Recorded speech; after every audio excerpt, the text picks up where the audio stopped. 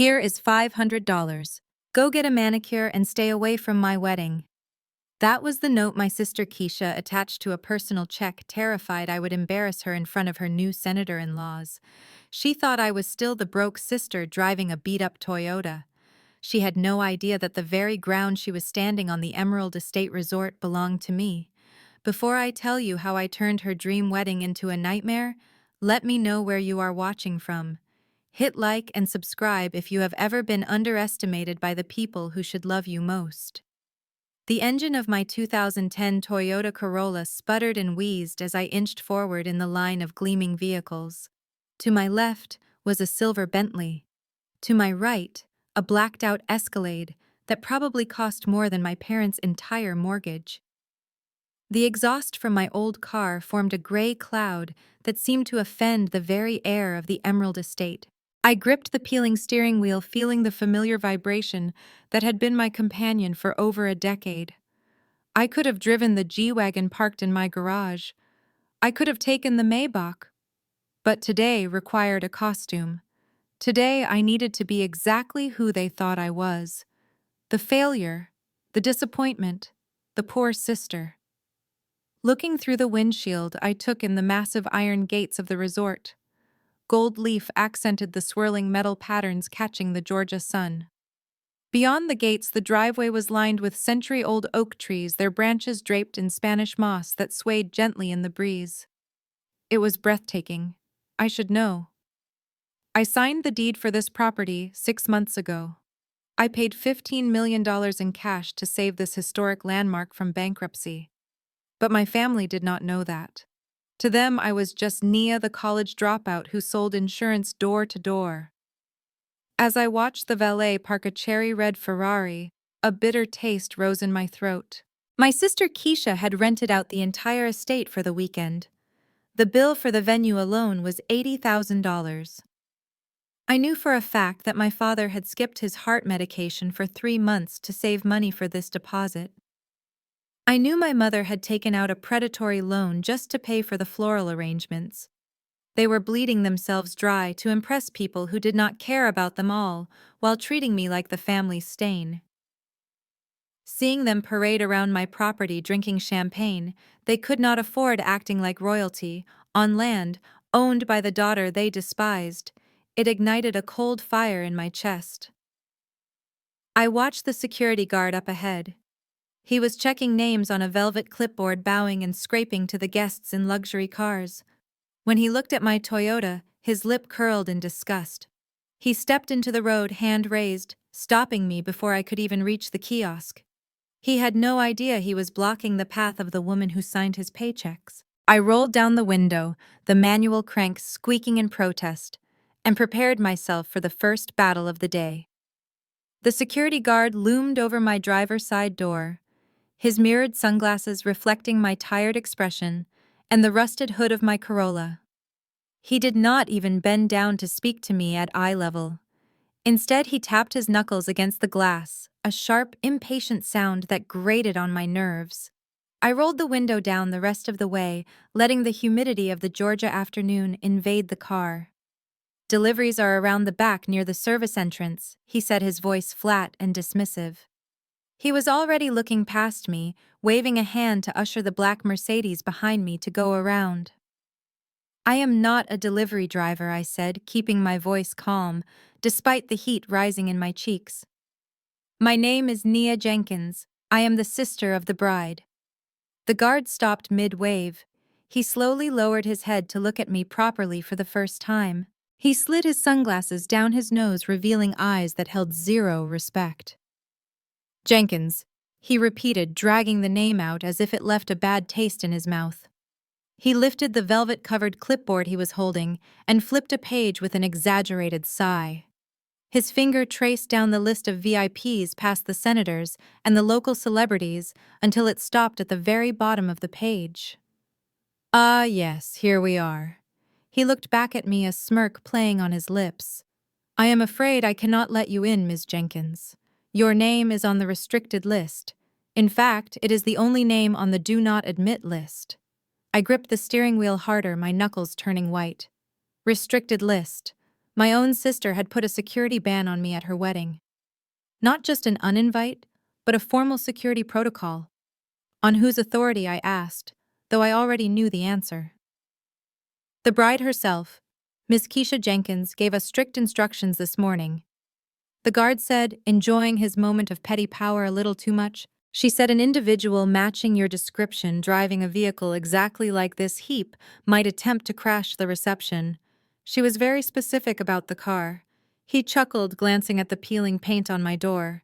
Said it would be an eyesore next to the senator's Bentley. I felt a cold laugh bubbling up in my throat. Keisha was thorough, I had to give her that. She knew exactly which buttons to push to try and make me feel small. I suppose she told you I was a desperate relative looking for a handout, I said, staring straight ahead. The guard shrugged his shoulders, moving with an arrogant swagger. She said you were a liability. His hand went into his jacket pocket, and he pulled out a thick, cream-colored envelope. The paper stock was heavy and expensive, the kind of stationery you use for elegant wedding invitations, not for humiliating your own blood.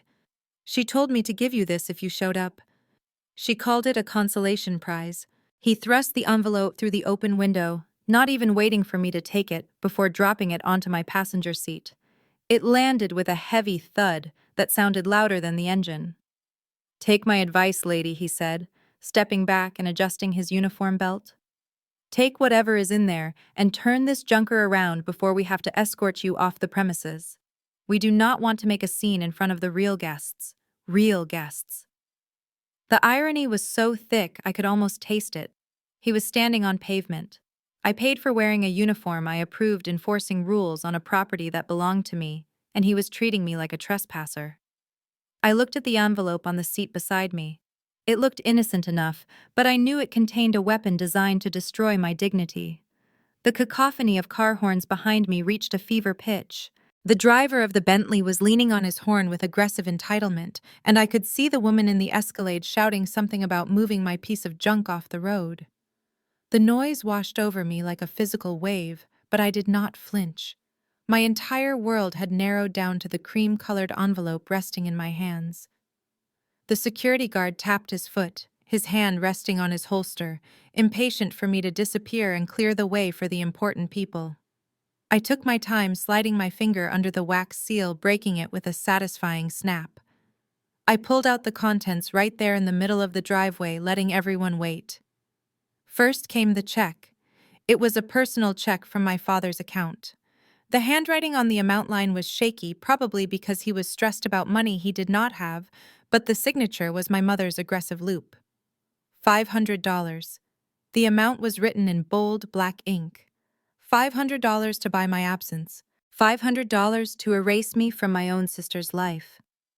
Beneath the check was a note written on personalized stationery that had Keisha's new monogram embossed in gold. I read the words and felt a cold fire ignite in my chest. Naya, take this and go. Please do not make a scene. Go to a spa. Fix your hair.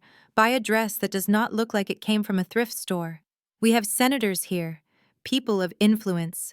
I cannot have you standing next to them looking like a charity case. Do this one thing for me. Just disappear. The guard was watching me closely, leaning in to see the reaction. He expected the tears. He expected the shame to crumple my face. He expected me to put the car in reverse and slink away, grateful for the scraps thrown from the high table. But the tears did not come. Instead, a laugh bubbled up from my chest. It was a cold, sharp sound that felt like breaking glass. Keisha thought $500 was a fortune. She thought she was being generous. She did not know that the flower arrangements lining the driveway cost more than this check. She did not know that I spent $500 on a Tuesday lunch with my investors. She was trying to pay off a millionaire with pennies. I looked up at the guard, meeting his eyes through his mirrored shades. The smirk on his face faltered when he saw my expression. I was not broken. I was furious. I took the check and the note, holding them up so he could see. Then, with slow, deliberate movements, I tore them down the middle. The sound of ripping paper was lost under the honking horns, but it rang loud in the silence of the car. I stacked the pieces and tore them again. And again. until Keisha's insults were nothing but expensive confetti in my palm. I threw the handful of scraps directly at the glass of his booth. They fluttered against the window like snow, landing in a heap on the pavement. "I do not need her money," I said, my voice cutting through the noise, "but I am coming in." The guard was reaching for his radio, his face twisted in a snarl of authority, challenged. He was calling for backup, likely preparing to have me forcibly removed from the entrance of my own property. I ignored him, my attention shifting to the phone in my hand. I dialed the private line of the resort's general manager, a man I had hired personally 3 months ago. He answered on the first ring, his voice professional and crisp. "Ms. Jenkins," he said, sounding surprised to see my personal number pop up on a Saturday. "We were not expecting you until next week." "Change of plans?" I said, my voice low and steel hard. "I am at the main gate right now." I could hear the immediate rustling of fabric and the click of keys as he likely scrambled to check the security feeds. "I see," he said, the professional veneer cracking just slightly. "I will come down immediately to escort you. That guard is new, he does not know who." "No," I cut him off. "You will stay exactly where you are. You will not come down, not. You will not radio the gate. And you will absolutely not announce my arrival to anyone inside that ballroom. Do I make myself clear?" There was a heavy pause on the line. He was confused, terrified of making a mistake, but he valued his job too much to disobey a direct order. "Crystal clear, ma'am," he finally whispered. "But the security protocols—" "I will handle security," I said. "Just make sure the presidential suite is unlocked and the vintage wine cellar is accessible. I have a feeling my family is going to drive me to drink today." I ended the call and tossed the phone onto the passenger seat. The guard was now banging on the hood of my Toyota with the flat of his hand, shouting instructions that I could barely hear over the blood rushing in my ears. He looked like he was about to draw his weapon. It was time to end this charade. I shifted the car into drive and let it roll forward a few inches, just enough to force him to stumble back. I pulled up alongside the keypad pedestal. It was a high-tech interface, brushed steel and glowing blue LEDs, designed to intimidate anyone who did not have a reservation. The guard was screaming now, something about police and trespassing charges. I rolled down the window and leaned out. "You might want to step back," I said, not shouting, just projecting my voice with the absolute certainty of someone who holds the keys to the kingdom. He hesitated, confused by my lack of fear. I reached out and typed a 6-digit code into the keypad. It was not the guest code Keisha had printed on her invitations. It was not the vendor code for the florists. It was the master override code, a sequence known only to 3 people in the world: the system architect, the general manager, and the owner. The keypad did not just beep. It emitted a long, melodious chime that signaled a priority entry. The LED ring turned a brilliant, welcoming green. The massive iron gates, which were designed to keep the riffraff out, shuddered and began to swing inward with a majestic, silent grace. The guard dropped his radio. He stared at the opening gates, then at the keypad, and finally at me. His jaw was literally hanging open. The system was never supposed to open for a beat-up Corolla. It was a glitch in his reality. I did not offer him a smirk or a wave. I simply pressed the gas pedal. As my car rolled past him, I saw him scrambling to pick up his radio, stuttering into the receiver, trying to explain the impossible. I drove up the winding, tree-lined avenue, the canopy of oaks embracing me, driving straight into the heart of the estate I owned, ready to crash the party of the century. I pushed open the heavy mahogany doors and stepped into a world that smelled of money and desperate ambition. The grand ballroom of the Emerald Estate was designed to intimidate, and today it was doing its job perfectly. Crystal chandeliers the size of small cars hung from the vaulted ceiling, casting a prism of light over the sea of guests. I recognized those chandeliers immediately. I had approved the invoice for them 6 months ago, a staggering $50,000 apiece, imported directly from Italy. The walls were draped in sheer silk voile, and the floor was covered in a custom white plush carpet that I knew cost more per square foot than my first apartment. Every surface screamed wealth. Every detail was curated to project an image of effortless luxury. And then there was me. I stood in the entryway wearing a charcoal gray blazer I had bought on sale 3 years ago, and black slacks that had seen better days. My shoes were sensible flats scuffed at the toes, not the red-bottomed heels that clicked rhythmically across the marble floors around me. In this room filled with sequined gowns, tailored tuxedos, and diamonds that caught the light with aggressive sparkle, I stood out like a bruise on perfect skin. I could feel the atmosphere shift the moment I crossed the threshold. It started as a ripple near the entrance, a turning of heads, a whispering behind manicured hands, and then it spread like a contagion. My Aunt Sarah was the first family member to spot me.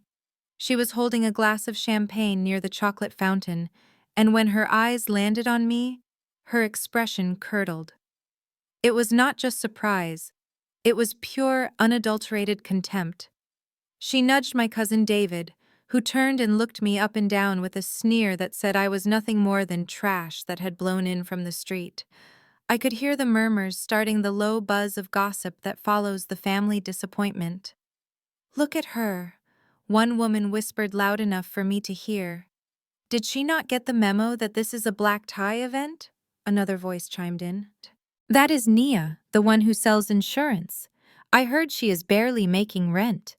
Why is she even here?" They looked at me as if I were a stain on their perfect picture, a reminder of the struggle they all pretended to have left behind. They scrutinized my hair, my unpolished nails, my lack of jewelry. I felt their judgment like a physical weight pressing down on my shoulders, trying to make me shrink, trying to make me turn around and run back to my old car. But I did not shrink. I stood tall, letting their scorn wash over me.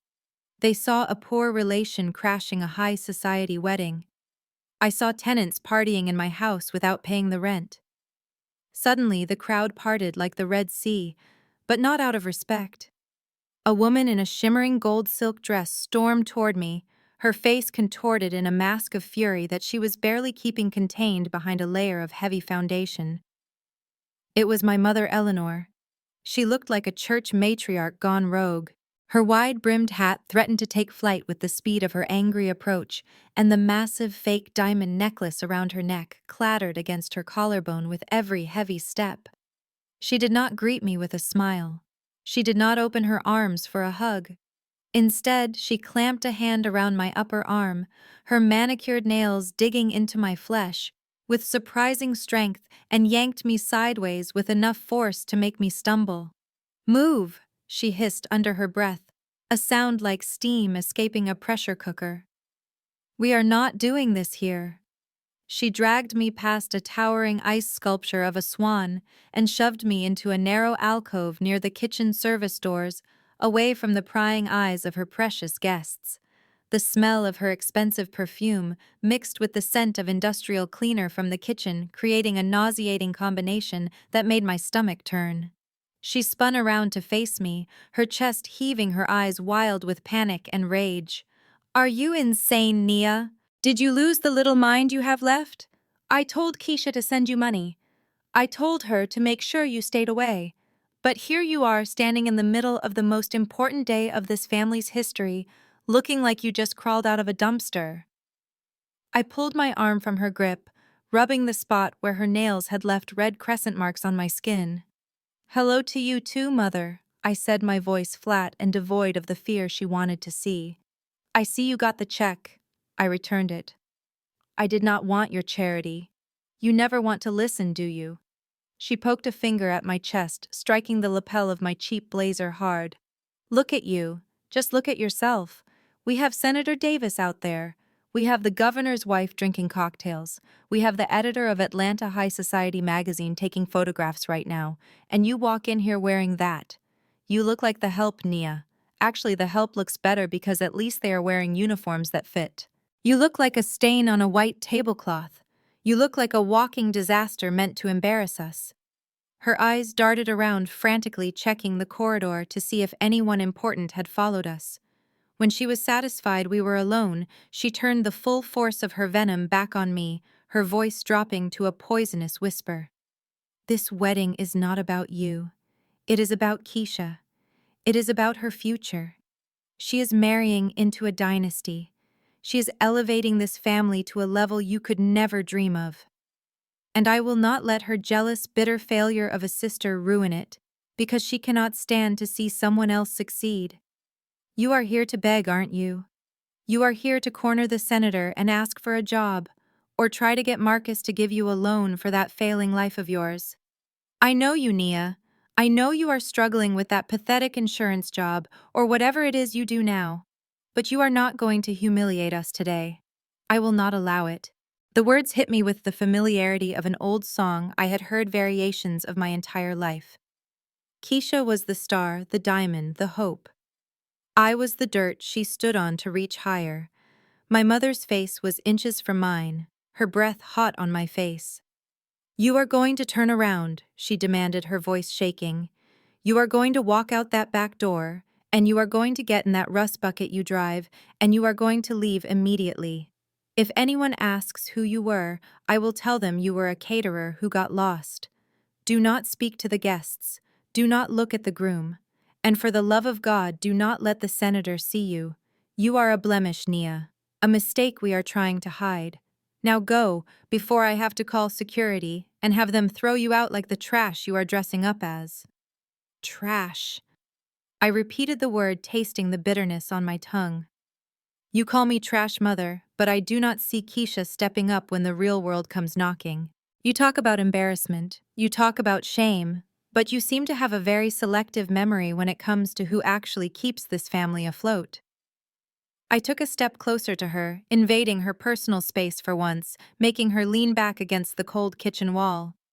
Do not think I have forgotten last November. Do not think I have forgotten the phone call I got at 3 in the morning.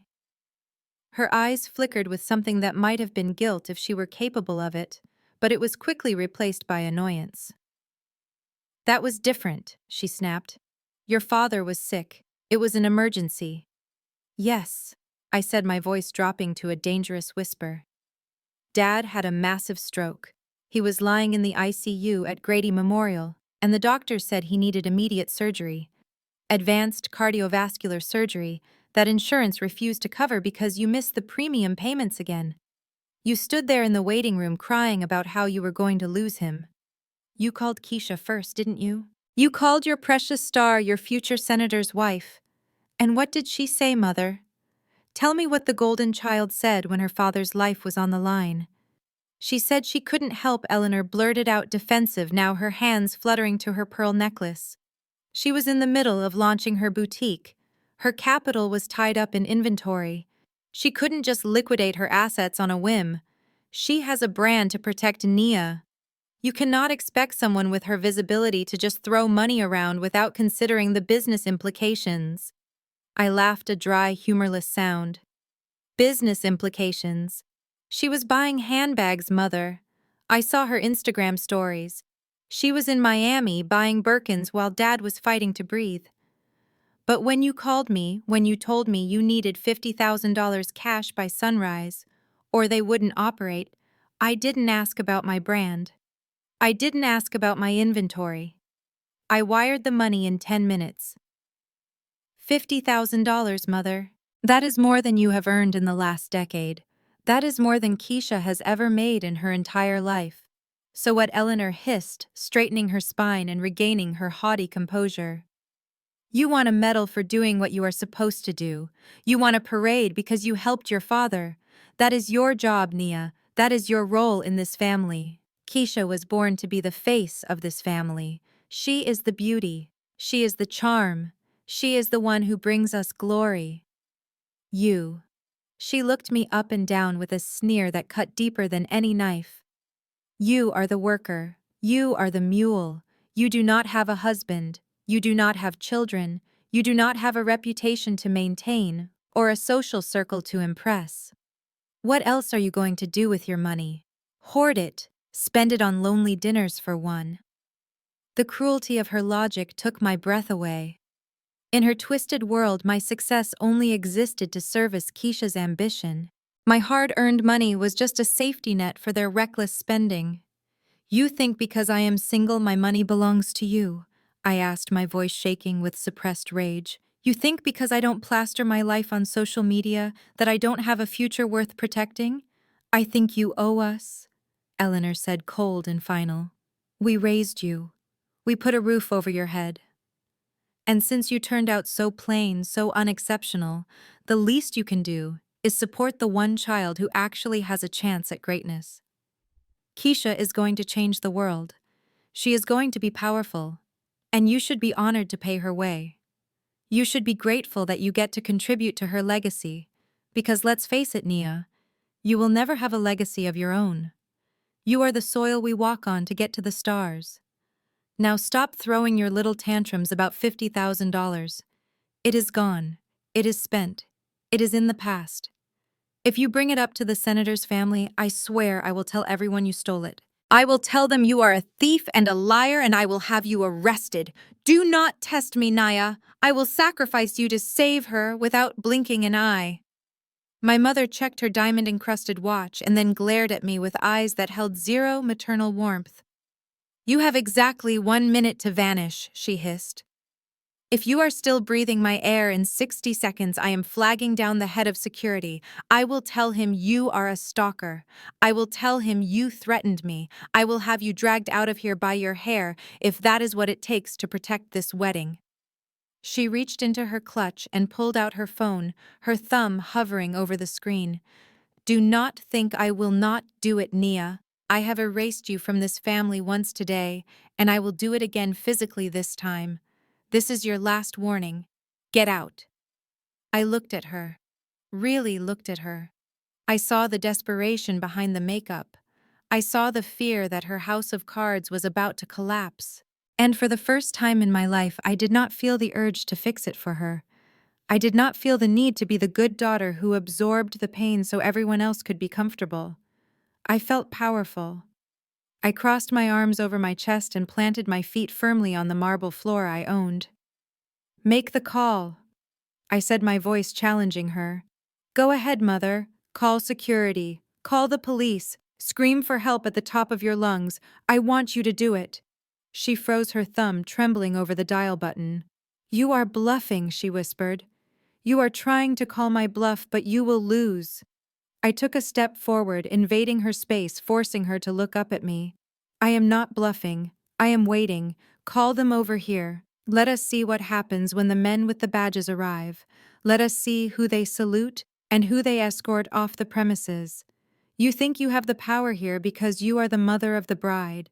But you forget that in the real world, power does not come from titles or borrowed prestige. It comes from ownership, and right now you are standing on very thin ice. So go ahead, Eleanor, make the call. I want to see the look on your face when you realize exactly who you are trying to evict from their own property." The heavy oak doors swung open, and a team of 4 security guards marched in, moving with the synchronized purpose of men used to handling unruly drunks or paparazzi. They were imposing figures in dark suits, earpieces coiled against their necks. The guests nearby fell silent immediately, their champagne glasses lowered, as their eyes darted between the approaching wall of muscle and the woman standing alone in a cheap blazer. "This woman is harassing me," Eleanor announced, her voice projection perfect for the back row of the church choir. She raised a hand, pointing an accusatory finger directly at my face. "She is a disgruntled former employee who is trying to extort money from the family. She has been stalking the bride and making threats against the senator's family. I want her removed immediately." The head guard, a man I did not recognize, stepped forward, his hand resting on his belt. "Ma'am, you need to come with us," he said, his voice loud enough to carry over the hushed whispers of the crowd. "We can do this the easy way or the hard way." Eleanor beamed. It was a smile of pure, triumphant malice. She turned to the crowd of onlookers who had gathered, drawn by the spectacle. "I am so sorry, everyone," she declared, smoothing her silk dress as if brushing off dirt. "It is so hard to find good help these days. This woman was fired months ago for stealing, and now she thinks she can crash my daughter's wedding to cause a scene. It is pathetic, really. She looked back at me, her eyes gleaming with satisfaction. Did you really think you could just walk in here and ruin Keisha's big day, Nia? You are nothing. You are a jealous, bitter little girl who cannot stand to see her sister shine. Look at you. You are wearing rags at a black tie event. You do not belong here. You never belonged here. Now get out before you embarrass yourself any further. The crowd murmured in agreement, shaking their heads at the audacity of the crasher. I saw the senator's wife lean in to whisper something to her neighbor, a look of distaste on her face. Eleanor soaked it up, playing the victim and the hero all at once. She stood taller, fueled by the attention, confident that she had successfully framed the narrative. She thought she had won. She thought she had crushed me under her designer heel. She had no idea she had just handed me the microphone. The sound of hurried footsteps clattered against the marble floors, interrupting my mother's tirade.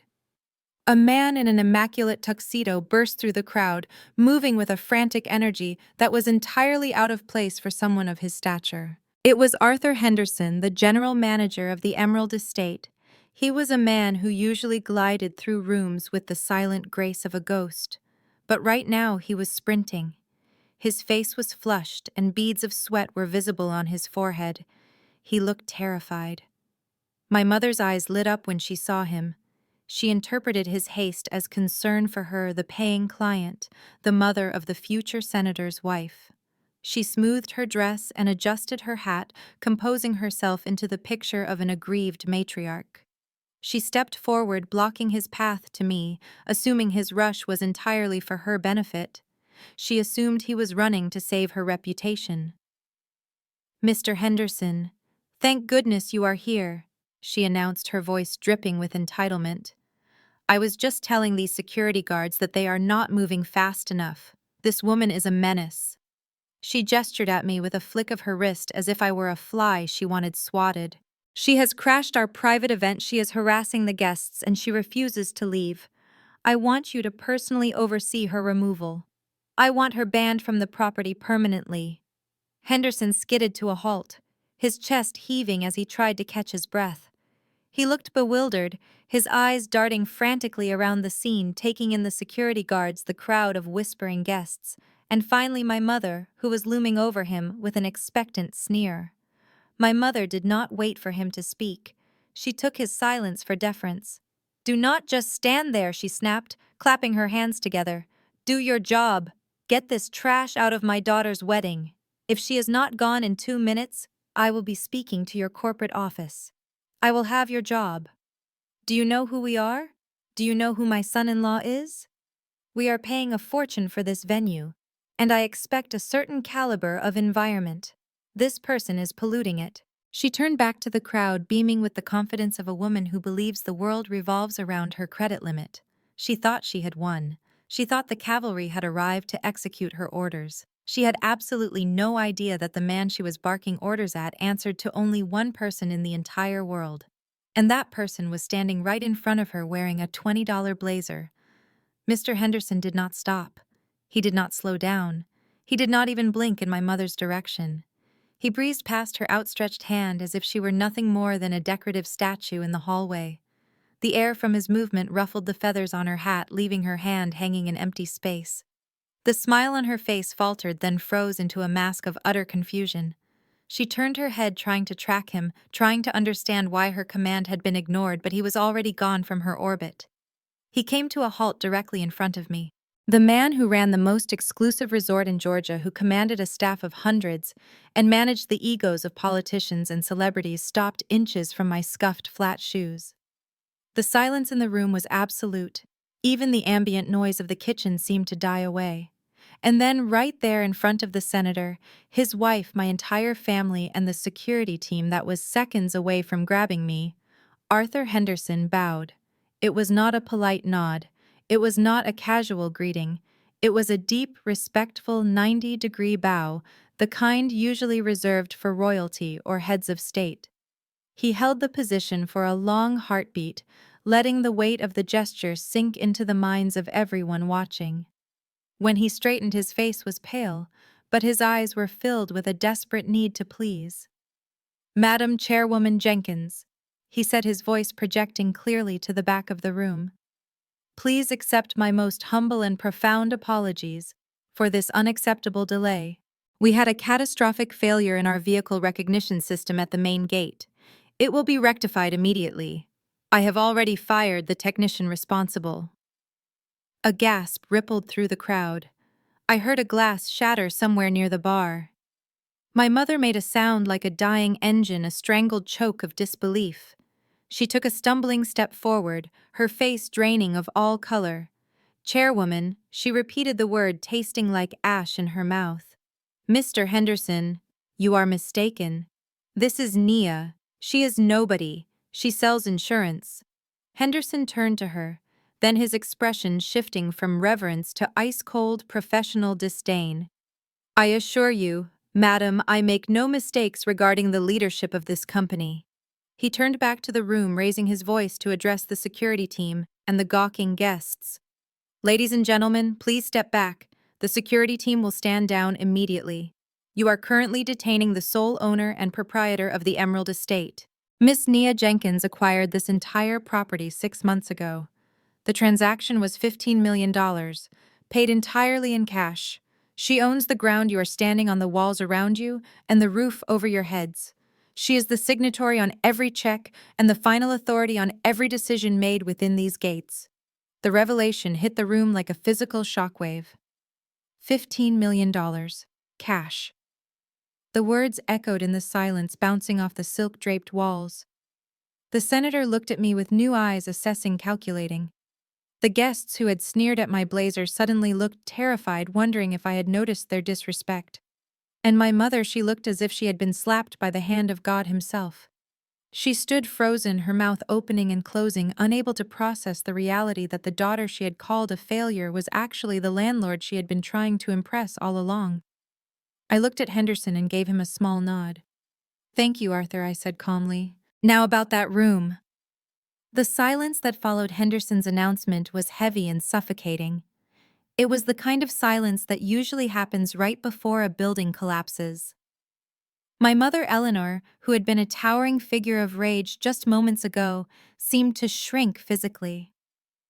The color drained from her face so completely that her expensive foundation stood out in stark orange streaks against her pale skin. Her mouth opened and closed like a fish pulled from water, but no sound came out. The hand holding her champagne glass began to tremble, the crystal stem clicking rhythmically against her diamond rings. It was the only sound in the room. She looked at Henderson, searching for a sign that this was a joke, a mistake, a prank. But Henderson remained bowed, his posture one of absolute deference. She looked at the senator, who was now staring at me with a calculating intensity. Finally, she looked at me. For the first time in my life, her eyes didn't hold contempt or judgment. They held pure, unadulterated fear. She was looking at a stranger. The daughter she had bullied, the girl she had discarded, the woman she had just tried to have thrown into the street, was suddenly the most powerful person in her world. Her reality was fracturing, the pieces falling around her feet, and she had no idea how to put them back together. I watched the realization wash over her. It was slow and painful.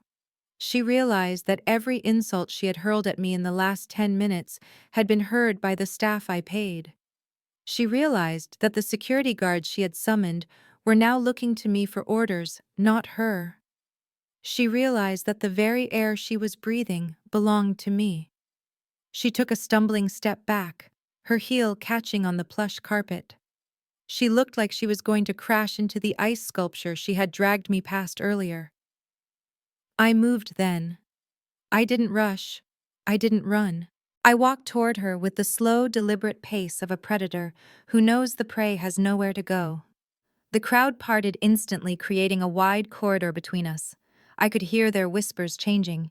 They weren't talking about my shoes anymore. They were talking about the $15 million. I stopped inches from my mother. She flinched, actually flinched, as if she expected me to strike her. Instead, I reached out. My hands, which she had called rough and unladylike countless times, moved to the collar of her gold silk jacket. It was askew, pulled out of place by her earlier theatrics. With gentle, almost tender movements, I smoothed the fabric down. I adjusted her lapel. I straightened the pearl necklace she wore like armor.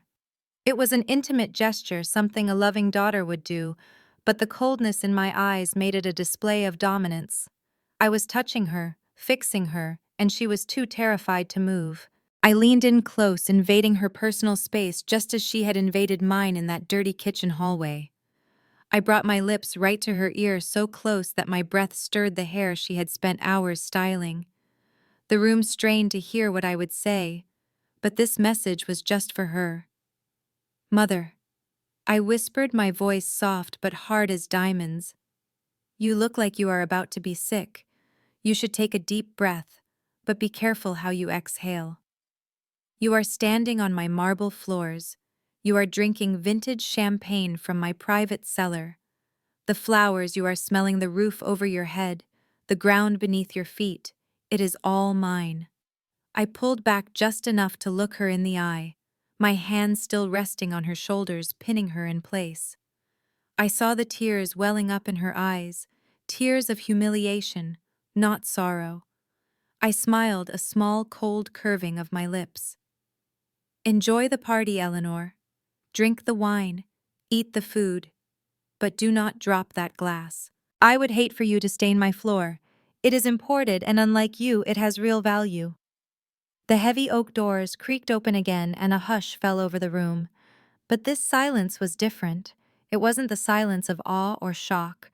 It was the uncomfortable silence of pity. A nurse in a plain blue uniform pushed a wheelchair into the ballroom. Slumped in the seat, looking small and fragile, was my father, Joe. He was wearing a suit, but it wasn't a tuxedo like the other men. It was an old charcoal gray suit I remembered him wearing to church when I was 10 years old. The fabric was shiny with age at the elbows and knees. The cuffs were frayed. A button was missing from the jacket, replaced by a safety pin that glinted under the chandeliers. He looked like a ghost from a different life, haunting a party he wasn't invited to. His face was gaunt, his skin having a grayish pallor that spoke of illness and neglect. His hands, gnarled with arthritis, gripped the armrests of the wheelchair as if he were holding on for dear life. He looked around the room, his eyes wide and bewildered, taking in the opulence, the flowers, the ice sculptures. It was as if he had been dropped onto an alien planet. Then his gaze landed on my mother, standing in her gold silk dress, dripping with jewelry. He didn't look at her with love. He looked at her with fear. And then he saw me. His eyes locked onto mine, and for a moment the confusion cleared. He saw his daughter, Nia. He saw the girl who used to sit on his lap and read the newspaper. He saw the woman who had paid for his surgery when everyone else had turned away. Tears welled up in his eyes, spilling over his weathered cheeks. He tried to raise a hand to wave, but it trembled too much and fell back into his lap. His lips moved, forming my name, but no sound came out. The guilt in his eyes was a physical force. It hit me in the chest, stealing my breath. He knew. He knew what they had done to me. He knew about the lies, the exclusion, the cruelty, and he felt powerless to stop it. He was a prisoner in his own family, dragged out as a prop for their perfect picture, while being denied the basic dignity of a new suit, or perhaps even proper care. Seeing him like that, broken and ashamed in the middle of their celebration, broke something inside me that I didn't think could break any further. It turned my cold anger into a blazing inferno. I crossed the distance between us in 3 long strides, ignoring the gasps of the onlookers and the sudden frantic movement of my mother toward us. I dropped to my knees beside the wheelchair, ignoring the potential stains on my trousers from the spilled champagne on the floor. "Dad," I said softly, my hand covering his trembling one. His skin was cold, clammy to the touch. He looked at me, his eyes pleading, his chest heaving with shallow, rattling breaths. He was struggling for air, each inhale a battle against his own failing body. "What is wrong?" I asked, my voice sharp with panic. "Are you okay?" He shook his head weakly, his hand clawing at his chest. I looked at the nurse, a young woman who looked overwhelmed by the sudden attention. "Why is he breathing like that?" I demanded. "Is he having another attack?" "He has been like this all morning," the nurse whispered, leaning in so only I could hear. "He missed his morning dose. We ran out yesterday." Ran out. I repeated the words, feeling heavy and foreign on my tongue. "How do you run out of heart medication? It is a prescription. You refill it." The nurse looked down at her shoes, shame coloring her cheeks. "Mrs. Jenkins said we had to wait until next week. She said the copay was too high this month. She said the wedding expenses came first." The world seemed to tilt on its axis. I looked at my father, really looked at him. I saw the gray tint to his lips, the sweat beading on his forehead, the terror in his eyes as his heart struggled to beat without the medicine it desperately needed.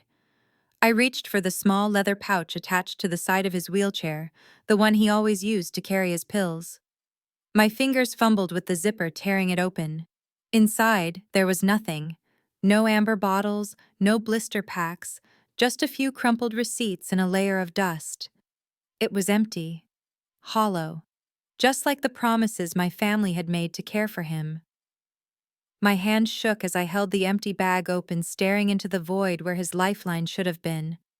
A close-up shot of neglect, a portrait of cruelty painted in the negative space of missing pills. They had dressed him in a suit, wheeled him out like a prop to complete their perfect family tableau, but they had denied him the very thing keeping him alive. They had chosen centerpieces over his heartbeat. They had chosen silk napkins over his breath. The rage that filled me then was not hot or fiery. It was cold. It was absolute. It was the kind of anger that burns down cities and salts the earth so nothing ever grows again. I slowly zipped the bag shut, the sound loud in the sudden silence of the room. I stood up, my knees cracking, and turned to face the room. I turned to face my mother. And God help her, because I was done being the daughter who forgave. My father's hand, frail and trembling, reached out and gripped my wrist. His skin felt like dry parchment, thin and fragile against my own. He pulled me closer, his eyes swimming with unshed tears that magnified the fear and shame lurking there. "Nia." He wheezed, his voice a ragged whisper that barely carried over the low hum of conversation in the room. "Don't be angry with her. She just wanted everything to be perfect. Perfect." The word hung in the air, grotesque and distorted. I looked at him, at the way his chest hitched with every breath, at the blue tint coloring his lips. Perfect was a $20,000 dress. Perfect was a 10-tier cake. Perfect was a wedding that looked like a fairy tale while the father of the bride was slowly suffocating in the background. "Why, Dad?" I asked, my voice cracking despite my best efforts to stay strong. "Why didn't you call me? Why didn't you tell me you needed medicine? You know I would have sent it. I would have driven it to you myself." He looked away, unable to meet my gaze. "She wouldn't let me." He confessed, a single tear escaping and tracking a path through the stubble on his cheek. "She took my phone, Nia. 2 months ago. She said we had to cut back. She said the copays were eating into the budget for the venue. She said Keisha deserved a Vera Wang. She said it was the only way to make sure the photos looked right. She promised it would only be for a little while, just until the wedding was over. A Vera Wang." My mother had traded my father's heart medication for a designer label. She had gambled his life for a few yards of silk and lace. The realization hit me with the force of a physical blow, knocking the air from my lungs. It wasn't just neglect. It was a calculation. A cold, hard calculation where my father's life was worth less than a dress. I looked across the room at my mother. She was laughing at something the senator's wife had said, her head thrown back, her neck exposed, that fake diamond necklace glittering under the lights. She looked radiant. She looked happy. She looked like a woman without a care in the world. She didn't look like a woman who was slowly killing her husband to fund a party. The pain was a physical thing, a sharp, twisting knife in my gut. I thought I knew how low she could go. I thought her cruelty was limited to words, to insults, to financial abuse. But this was something else entirely. This was monstrous. I looked back at my father, at the man who had taught me to ride a bike, who had snuck me candy when Mom said no, who had always tried in his own weak way to love me. He was dying. Right here in front of everyone, he was dying so his daughter could play princess. And he was letting it happen. Because he loved them more than he loved himself. Or maybe because he was just too tired to fight anymore. I felt a sob rising in my throat, hot and burning. I swallowed it down. Now was not the time for tears. Tears were for grief, and I wasn't grieving yet. I was furious. I was incandescent with rage. My hand tightened around his, not in comfort, but in a promise. A promise that this ended today. A promise that they would pay for every missed pill, every shallow breath, every moment of fear he had endured in silence. "It's okay, Dad," I whispered, smoothing the hair back from his damp forehead. "It's okay. I'm here now. And I'm going to fix this. Not the wedding, not the party. I'm going to fix the only thing that matters, you. And then I'm going to burn their perfect little world to the ground." I slowly released my father's hand and stood up. The sorrow that had threatened to drown me moments ago evaporated instantly, replaced by a clarity so sharp it felt like a diamond cutting glass. I looked around the ballroom. The crystal chandeliers sparkled like mockery. The scent of expensive white roses felt cloying and suffocating, masking the rot underneath. I saw my mother clinking glasses with the senator's wife. I saw Keisha preening for a photographer, her $20,000 dress swirling around her like a cloud of stolen dreams. They were dancing on the edge of a volcano, and they did not even know I was the one holding the match. This was no longer a rescue mission. It was an execution. I reached into my pocket and pulled out my phone. My thumb hovered over the contact I had saved simply as legal. I had hesitated before. I had thought about mercy. I had thought about family. But looking at my father gasping for air in his frayed suit while his wife drank vintage champagne, that thought died. I pressed call. It rang once. "Yes, Ms. Jenkins." The voice on the other end was sharp, alert, ready. "Execute Protocol 0. I said, my voice low and steady, carrying the weight of a judge passing sentence. There was a brief pause on the line, a moment of stunned silence. "Are you sure, ma'am? That releases the full portfolio. The personal debts, the foreclosure notices, the credit card fraud records. Once we bring those files into the room, there is no going back. The damage will be total." I looked at Keisha, laughing, her head thrown back in a pose she had practiced in the mirror. I looked at Marcus, the groom, adjusting his silk tie, blissfully unaware that his financial ruin was standing 20 feet away. "Bring it all," I ordered. "Bring the physical files. I want the paper trail. I want the wet signatures. And bring the projector team. I want every single digit of their debt displayed in high definition. Understood. We are 2 minutes out." I hung up the phone and slipped it back into my pocket. A strange calm settled over me. It was the calm of a general who has just ordered the final strike. I smoothed the lapels of my blazer and turned my gaze toward the stage. The band was playing a soft jazz number. Waiters were circulating with trays of caviar. The air was filled with the hum of polite conversation and the tinkling of silverware. It was a perfect, beautiful lie. I started walking toward the front of the room. I did not rush. I moved with the inevitability of a coming storm. My heels clicked against the marble, a steady rhythm that sounded like a countdown. 1 minute left. 1 minute until the music stopped. 1 minute until the fantasy died. 1 minute until I showed everyone in this room exactly what happens when you build a castle on a foundation you do not own. I caught my mother's eye across the room. She frowned, seeing me moving with such purpose, seeing the cold determination etched on my face. She took a step toward me, opening her mouth to scold me, to tell me to get back in my corner. But I just smiled. It was a smile that did not reach my eyes, a smile that promised nothing but devastation. "You wanted a show, Mother," I thought. You wanted a memorable wedding. Well, I am going to give you one. The orchestra swelled to a crescendo, signaling the arrival of the main attraction. The double doors at the far end of the ballroom swung open, and there she was, Keisha, my little sister, the golden child. She did not just walk into the room, she floated, carried on a tide of unearned adoration and stolen money. Her dress was a masterpiece of lace and silk, a $20,000 Vera Wang confection that hugged her curves and trailed behind her like a royal train. It was white, pure, and innocent, everything she was not. Surrounding her was a phalanx of bridesmaids in shimmering lavender gowns, a giggling, preening barrier of toxic positivity. They were laughing at something she said, their heads thrown back in synchronized adoration, acting less like friends and more like courtiers to a queen. Keisha soaked it up.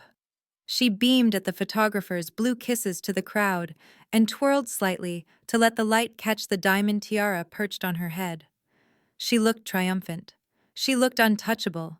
She looked like a woman who believed she had successfully scammed her way into the aristocracy. I watched her from my seat in the front row, a prime spot Arthur had cleared for me just moments ago. I crossed my legs and settled back, my expression impassive. To anyone else, I might have looked like a proud sister awaiting the ceremony. But inside, I felt nothing but a cold, clinical detachment. I was watching a lamb prance happily toward the slaughterhouse, completely oblivious to the blade hanging just above its neck. She was so loud. Her laughter rang out above the music, a shrill, demanding sound that grated on my ears. She stopped to accept compliments from the senator's cousin, preening under the attention, her hand resting possessively on the diamond necklace that I knew she had not paid for. She was living her fantasy, the culmination of years of scheming and taking. She thought she had pulled it off. She thought she had successfully erased me, buried her debts, and secured her future. She moved through the room, treating the guests like her subjects, stopping only for those she deemed important enough to acknowledge. I saw her eyes scan the crowd, looking for approval, looking for envy. She wanted everyone to see her, to want to be her. She had no thought for our father gasping for air in the corner, no thought for the lies she had told to get here. In her mind, this was her moment and nothing else mattered. She was the sun, and we were all just planets orbiting her brilliance. It was a display of narcissism so pure, it was almost breathtaking. And as she drew closer to the front of the room, her smile widened, unaware that every step brought her closer to the end of her world. She had no idea that the sister she had tried to banish with $500 was now sitting in the judge's chair, and the gavel was about to come down hard. Her gaze swept across the front row, expecting to see the senator's family or perhaps a high-ranking local official. Instead, her eyes locked onto me. I was sitting in the high-backed velvet chair reserved for the guest of honor, my legs crossed casually, my expression one of polite boredom. The reaction was instantaneous and violent. Keisha stopped mid-twirl. Her smile vanished like a candle blown out in a hurricane. For a second, she just stared, her brain unable to comprehend the visual data. Nia, the sister she had banished. Nia, the broke insurance saleswoman, was sitting in the best seat in the house, sipping her champagne. The transformation was terrifying. The blushing bride vanished, replaced by the spoiled brat I had known since childhood. Her face twisted into a snarl that distorted her carefully applied makeup. She forgot the cameras. She forgot the senator. She forgot the image she had spent years cultivating. She gathered up her $20,000 skirt in her fists and stomped down the stairs from the dais, her heels clacking aggressively against the wood. Security. She shrieked, her voice cracking with hysteria. Someone get security right now. Why is she still here? I told you to get rid of her. She marched right up to where I sat, ignoring the gasped whispers of her guests. She loomed over me, trembling with rage. How dare you? She hissed, saliva flying from her lips. How dare you sit there? Who did you pay off? Did you give the manager $100 to let you sneak in? Is that it? You used your rent money to bribe the staff just so you could ruin my moment. She spun around, pointing a shaking finger at Arthur Henderson, who was standing stoically nearby. I want her gone. I want her thrown out on the street. Do you hear me? She is a trespasser. She is nobody." Then she turned back to me, her eyes filled with a toxic mix of pity and hatred. "Look at you, Nia. You are pathetic. You are so jealous of me you cannot even stand it, can you? You cannot stand that I am marrying a rich man. You cannot stand that I am beautiful and successful and happy while you are just a bitter old spinster with nothing. You came here to steal my spotlight because you know you will never have one of your own. You are disgusting. Get out of my chair. Get out of my wedding. Get out of my life before I make you regret ever being born." She reached out her hand, curving into a claw, intending to physically drag me out of the seat. She was so blinded by her own entitlement, she did not see the trap closing around her. She thought she was shouting at an intruder. She did not realize she was screaming at her landlord, and her lease was about to expire. Keisha snatched a glass of heavy red Cabernet from a passing waiter's tray. Her movements were jerky and uncoordinated, fueled by a cocktail of adrenaline and pure, unadulterated rage. I saw the intent in her eyes before her arm even moved. She wanted to humiliate me. She wanted to stain my cheap blazer with expensive wine, to mark me as the mess she desperately wanted everyone to believe I was. "You want to be part of the party, Nia," she shrieked, her voice shrill and breaking. "Then have a drink on me." She lunged forward, swinging the glass in a wide arc aimed directly at my face. The crowd gasped, a collective intake of breath that sucked the air out of the room. Time seemed to slow down. I saw the dark red liquid sloshing against the crystal rim. I saw the manic desperation in her eyes. And I saw the absolute sloppy carelessness of her attack. She was used to people letting her win. She was used to people stepping aside or taking the hit to keep the peace. She had never been in a fight where her opponent fought back. I did not step back. I did not cower. I moved with the precision of a cobra striking. My hand shot out and clamped around her wrist mid-air. The impact was solid and jarring. I squeezed hard, digging my thumb into the sensitive tendon of her inner wrist. The glass wobbled dangerously, spilling wine over her white-gloved hand, but not a single drop touched me. We stood there, locked in a tableau of violence. Keisha struggled, trying to yank her arm back, but I held her fast. My grip was iron.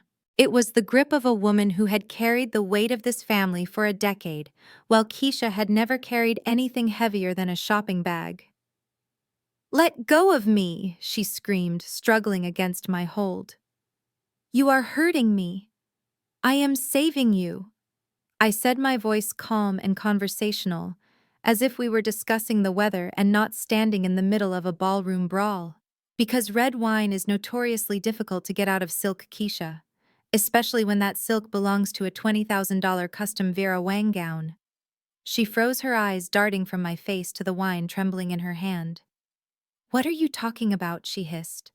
"Daddy paid for this dress. It is mine." I smiled, a cold, humorless expression that felt tight on my face. "Daddy tried to pay for it. He used the Black American Express card, didn't he? The one linked to the family emergency fund. The one he thinks has an unlimited limit because the bill always magically gets paid." Her struggling ceased. A flicker of true fear replaced the anger in her eyes. "I pay that bill, Keisha. Me. Every month. And 10 minutes ago I called the bank. I reported the card stolen. I flagged every transaction made in the last 48 hours as fraudulent. That includes the deposit on this venue. That includes the caterer. And it most definitely includes that dress you are wearing." I leaned in closer, tightening my grip just enough to make her wince.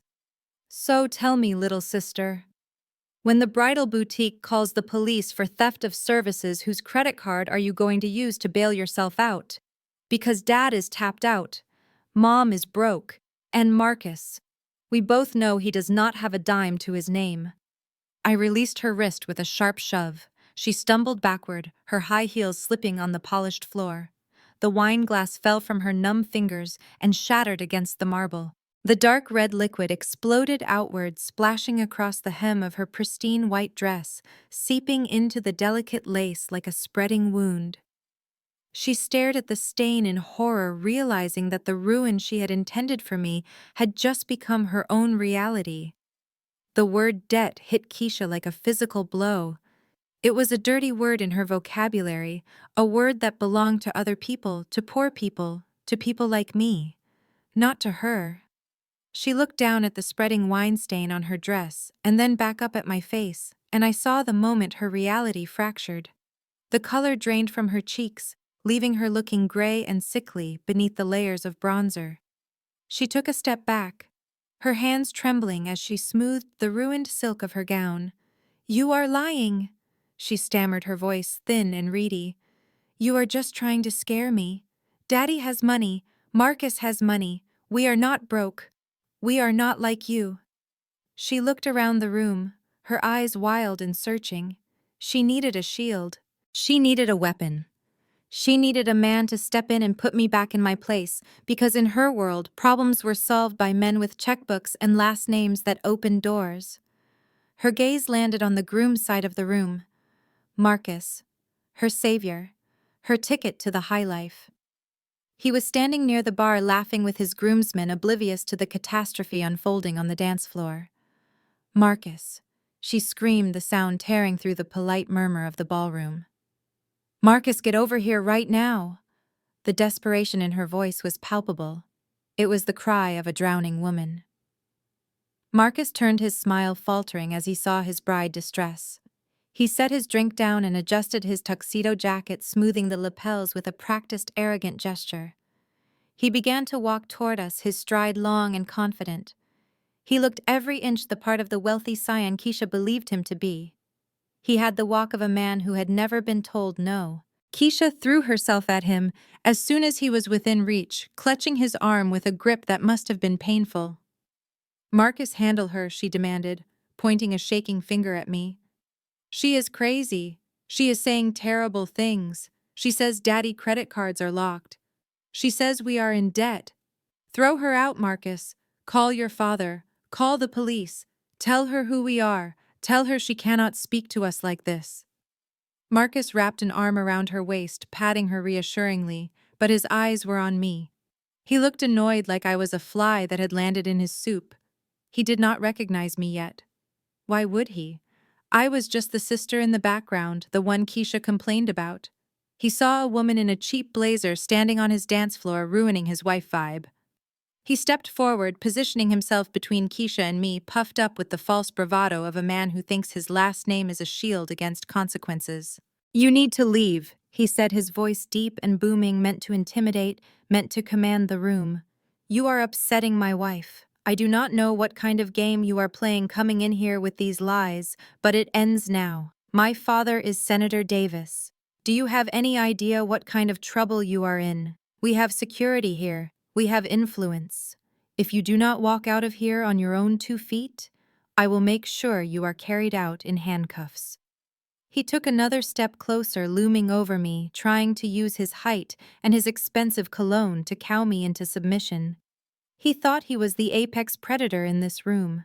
He thought he was saving the damsel from the dragon. He had absolutely no idea that he was a gazelle barking at a lion. I watched him posture. I watched him threaten. And I felt a smile spread across my face. A smile so cold it could have frozen the wine in the glasses of the guests watching us. I waited for him to finish his little speech. I waited for him to feel big and powerful. Because the fall is always so much more satisfying when they start from a height. Marcus stepped forward like he was walking onto a campaign stage.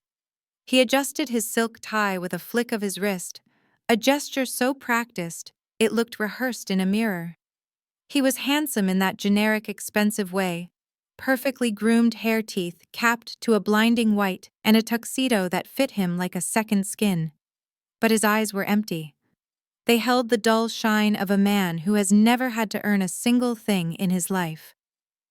He positioned himself in front of me, blocking my view of Keisha acting the part of the gallant protector. He looked down his nose at me, his lip curling in a sneer that he probably thought looked authoritative. To me, he just looked like a child playing dress-up in his father's clothes. "You seem to be confused about where you are," he said, his voice booming enough to catch the attention of the nearby tables. This is a private event. This is a very exclusive event, and you are disturbing my wife. I stayed seated, my legs crossed, my expression bored. I did not give him the satisfaction of standing up. I did not give him the respect of looking intimidated. I simply swirled the champagne in my glass, watching the bubbles rise. Are you deaf? He snapped, stepping closer, invading my personal space. I said you need to leave, now, before I have to make a phone call that will end very badly for you. He leaned down, placing his hands on the arms of my chair, trapping me. It was meant to be a power move. It was meant to scare me. Do you know who my father is? He whispered, his breath smelling of scotch and mint. Senator Davis. He has the police commissioner on speed dial. He has judges in his pocket. One word from me, and you will not just be thrown out of here, you will be thrown in a cell. You will be buried under so many legal fees, you will never see daylight again. So be a smart girl. Take your little blazer and your cheap shoes and crawl back to whatever hole you came from. We do not want you here. You are nothing. He straightened up, smoothing his jacket, satisfied that he had put the poor relation in her place. He turned back to Keisha, a smug smile plastered on his face, expecting her to swoon at his masterful handling of the situation. He thought he was the king of the castle. He thought his last name was a magic wand that could make problems disappear. He had no idea he was threatening the one person who held the deed to his entire future. I stood up slowly, unfolding myself from the chair with a deliberate grace that contrasted sharply with Marcus' frantic energy. I did not need to shout. I did not need to puff out my chest. I simply rose to my full height, smoothed my blazer, and smiled. It was the smile of a cat who has just cornered a particularly slow mouse.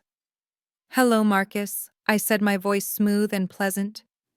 It has been a while, since last Tuesday, I believe. Marcus blinked, confusion flickering behind his arrogant facade. He squinted at me, trying to place my face, trying to connect the woman in the cheap blazer with someone from his country club life. I do not know you, he scoffed, dismissing me with a wave of his hand. I do not associate with people like you. Oh, but you do. I corrected him, stepping closer, so that only he and Keisha could hear the full weight of my words. You associate with me quite often, Marcus, usually via email, usually begging. Does the name Jenkins Commercial Real Estate ring a bell? The color drained from his face so fast it looked like a magic trick. His eyes went wide, his mouth falling open in a perfect O of shock. Jenkins? He whispered the name, coming out like a prayer. You are Ms. Jenkins. The one and only, I confirmed, keeping my tone conversational. I am the one who owns the building on Peachtree Street. You know, the one where you opened that flagship shoe store. The one you swore was going to revolutionize luxury retail. Marcus swallowed hard, his Adam apple bobbing in his throat. He looked around nervously, terrified that someone might be listening. Ms. Jenkins, please, this is not the time. It is exactly the time, I said, my voice hardening just a fraction. Because last Tuesday, Marcus, you sat in my office. You cried. You literally cried on my mahogany desk, begging for an extension on your lease. You told me sales were down. You told me investors were pulling out. You told me you needed just one more month to turn things around. You owe me 6 months of back rent, Marcus. $200,000. He looked like he was going to be sick. Sweat beaded on his forehead, his carefully styled hair suddenly looking limp. Please, he hissed, his voice a desperate whisper, do not do this. Not here, not in front of them. And yet here you are, I continued, ignoring his plea. Standing in a tuxedo that probably cost more than your monthly payment, throwing a wedding you cannot afford, threatening to have me arrested. Did you use my rent money for the deposit, Marcus? Did you take the cash meant for your lease and spend it on champagne and ice sculptures? I leaned in close, smelling the fear rolling off him in waves. You threatened to bury me in legal fees. That is funny, Marcus, because my legal team has already drafted your eviction notice. It is sitting on my desk right now, along with the lawsuit for breach of contract. So tell me again about your father, the senator. Tell me again about your influence. Because from where I am standing, the only thing you have influence over is how quickly you can pack up your failed business before the sheriff arrives to lock the doors. Marcus looked at Keisha, then back at me, his expression crumbling. He was not the powerful scion anymore. He was just a broke man in a rented suit caught in a lie he could not pay his way out of. I watched the realization dawn on him. He had not just threatened a wedding crasher, he had threatened the woman who held his financial life in her hands, and he had done it in front of an audience. The ballroom felt like it was shrinking around Marcus. The air conditioning was humming. The guests were murmuring, but all he could hear was the blood rushing in his ears. He stared at me, and I saw the exact moment his world collapsed. It wasn't a slow realization, it was a sudden, violent impact. The confident sneer he had worn just moments ago melted away, leaving behind the face of a terrified child caught stealing from the cookie jar. His eyes, which had been so full of disdain, were now wide and glassy with panic. He looked at me, not as a nuisance, but as the executioner holding the axe above his neck. He took a stumbling step back, his legs suddenly unable to support the weight of his own lies. His hands, which had been so steady when he adjusted his tie, were now trembling violently at his sides. He looked at Keisha, who was watching him with growing confusion and horror, and then back at me, pleading silently with his eyes. He opened his mouth to speak, but no sound came out, just a dry croak of fear. "Ms. Jenkins," he finally whispered, his voice shaking so badly it was barely audible. "Please, not here, I beg you." I did not move. I did not blink. I just stood there, watching him squirm. "You had a lot to say a minute ago, Marcus," I reminded him, my voice carrying easily in the tense silence. "You were going to call the police. You were going to have me arrested. What happened to all that influence? What happened to the judges in your pocket?" He fell to his knees. It wasn't a graceful descent. He simply collapsed as if his strings had been cut. He landed hard on the marble floor, his expensive tuxedo pants straining at the knees. He reached out, grabbing the hem of my blazer with desperate fingers. "Please!" He begged, tears now streaming freely down his face, ruining his perfect tan. "I will pay you back. I swear. Every cent. Just give me a little more time. The wedding gifts, the cash envelopes. I will give it all to you. Just please do not ruin this for me." The crowd gasped. The sight of the groom on his knees weeping at the feet of the woman he had just tried to evict was too much for even the most polite society guest to ignore. Phones were raised, cameras flashing, capturing his humiliation for posterity. Keisha let out a strangled sound, a cry of pure mortification, as she realized her Prince Charming was begging for mercy from the sister she despised. "You are going to pay me with wedding gifts?" I asked incredulously, my voice dripping with disdain. "You are going to take the money meant for your future with my sister and use it to pay off your past mistakes? That is your plan. That is how you start a marriage. By stealing from your wife before the ink is even dry on the license. I never meant for it to get this bad," he sobbed, his head bowed, his shoulders shaking. "I just wanted to be someone. I wanted to impress her. I thought the store would take off. I thought I could make it work." "You thought you could fake it until you made it," I corrected him. "But you forgot the most important part, Marcus. You have to actually make it. And you didn't. You failed. And instead of owning up to it, instead of being honest, you doubled down. You dragged my sister into your mess. You dragged my family into your debt. You stood there and threatened me in my own house while wearing a suit you probably rented on credit." He looked up at me, his face a mask of utter despair. "I am sorry," he whispered. "I am so sorry. Please, just don't tell them.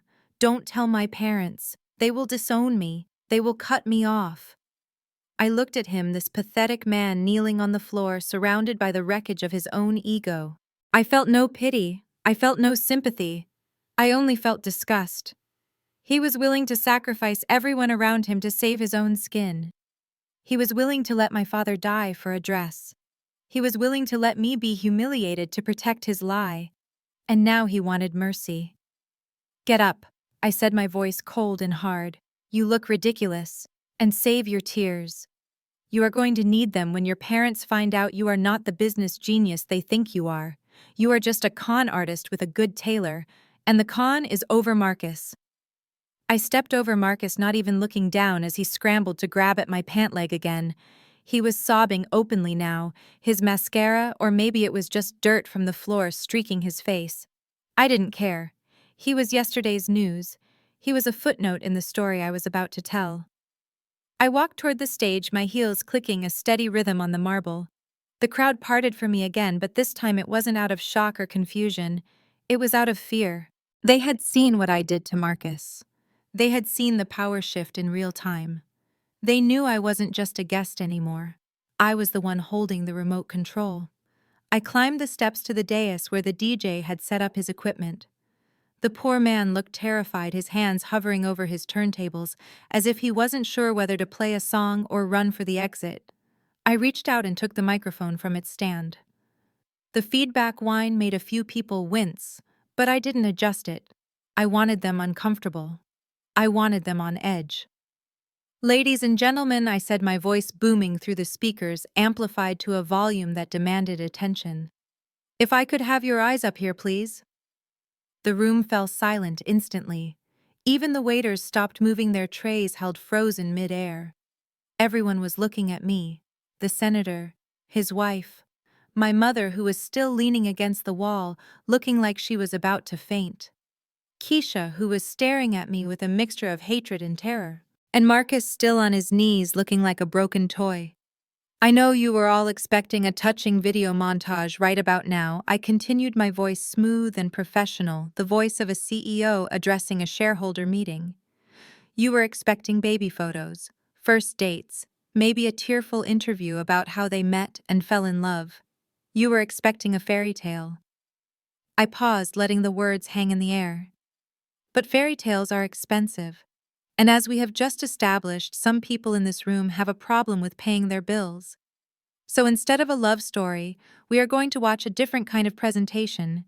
Think of it as a financial disclosure, or perhaps a reality check. I signaled to the tech guy in the booth, a young man I had briefed via text just moments before. He didn't hesitate. He knew who signed his checks, too. The massive LED screen behind me flickered to life. The image of two interlocking hearts that had been displaying as a placeholder vanished. In its place appeared a stark white document with black text. It wasn't romantic, it wasn't pretty, it was a balance sheet. "I apologize for the change in programming," I said, turning slightly to gesture at the screen. "But I believe in transparency, especially when it involves my family's money and my property. So if you will all direct your attention to the screen, we are going to take a little journey through the financial history of this wedding. And trust me, it is a lot more interesting than how they met." The first slide appeared. It was a scanned copy of an email. The subject line read, "Urgent rent extension request." The sender was Marcus. The recipient was me. The crowd gasped as they read the desperate pleading words projected 10 feet high. I watched their faces. I watched the shock turn to realization. And I knew that there was no going back now. I had burned the bridge and I was about to blow up the wreckage. The giant LED screen behind me flickered to life, casting a harsh blue glow over the dimmed ballroom. The first image materialized pixel by pixel until it was 10 feet tall. It was a screenshot of an email dated 3 months ago. The subject line read, "Urgent request regarding rent payment." The sender was Marcus. I stepped aside so the senator and his wife could get an unobstructed view of their future son-in-law's financial strategy. The text was magnified, crisp, and undeniable. "Dear Ms. Jenkins, I know I am 4 months behind on the lease. Please do not initiate eviction proceedings. I am marrying into a prominent family soon. I plan to use the cash gifts from the wedding reception to pay the back rent plus interest. Just give me until the honeymoon is over." A collective gasp sucked the air out of the room. It sounded like a balloon deflating. I looked at the senator. His face had turned a dangerous shade of purple. He was reading the words of a man who was essentially selling his family name to pay a landlord. Marcus was still on the floor, but he had stopped crying. He was staring up at the screen with the hollow look of a man watching his own funeral. But I was not done. I clicked the remote in my hand and the slide changed. This one was uglier. It was a credit card statement. Not mine, not Marcus's. It was my father's Platinum American Express statement. The one he had guarded for 30 years. The one that was supposed to be his safety net for old age. I pointed to the highlighted line items with a steady hand. June 15th, Vera Wang Bridal, $20,000. June 20th, the Emerald Estate Deposit, $10,000. July 2nd, Cartier Diamond Earrings, $5,000. The list scrolled down the screen, a cascade of luxury purchases that seemed endless. Total balance due $52,000. Status past due. "This is how my sister paid for her fairy tale," I announced, my voice cutting through the stunned silence like a scalpel. She did not use her own money. She did not use her fiancé's money, because, as we have just seen, he does not have any. She used the life savings of a man sitting in a wheelchair in the back of this room. A man who is currently gasping for air because he could not afford a $30 copay for his heart medication. She stole her father's security to buy a dress she will wear for 6 hours. She emptied his emergency fund to pay for flowers that are already wilting. I looked down at Keisha. She was shaking her head violently, mouthing the word no over and over again, as if denial could erase the digital proof towering over her. But the numbers did not lie. The dates did not lie. Everyone in the room could see the timeline. The charges started exactly when my father stopped picking up his prescriptions. The dates aligned perfectly with his physical decline. "You wanted to look like royalty, Keisha," I said, my voice dropping to a register that vibrated with suppressed rage. "You wanted the world to envy you. Well, here is the cost. It is printed in black and white on a statement you thought no one would ever see. You stole from the man who raised you. You let him suffer in silence so you could sparkle for an afternoon, and now everyone knows exactly what that sparkle cost." The room was deathly quiet. No one was drinking champagne anymore. No one was admiring the decor. They were staring at the screen, mesmerized by the banality of the evil displayed there. It was just numbers, just dates and dollar amounts. But together they told a story of selfishness so profound it made the air in the room feel toxic. I clicked the remote one last time, bringing up the final document. A foreclosure notice on my parents' house dated 2 weeks ago. The final nail in the coffin of their perfect image. Senator Davis stood up, his chair scraping loudly against the floor. The sound was like a gunshot in the silent room. He was a man who had built a career on public image, on the careful curation of respectability. He had shaken hands with presidents. He had dined with kings. And now he was standing in a room full of Atlanta's elite, watching his family name being dragged through the mud by a balance sheet.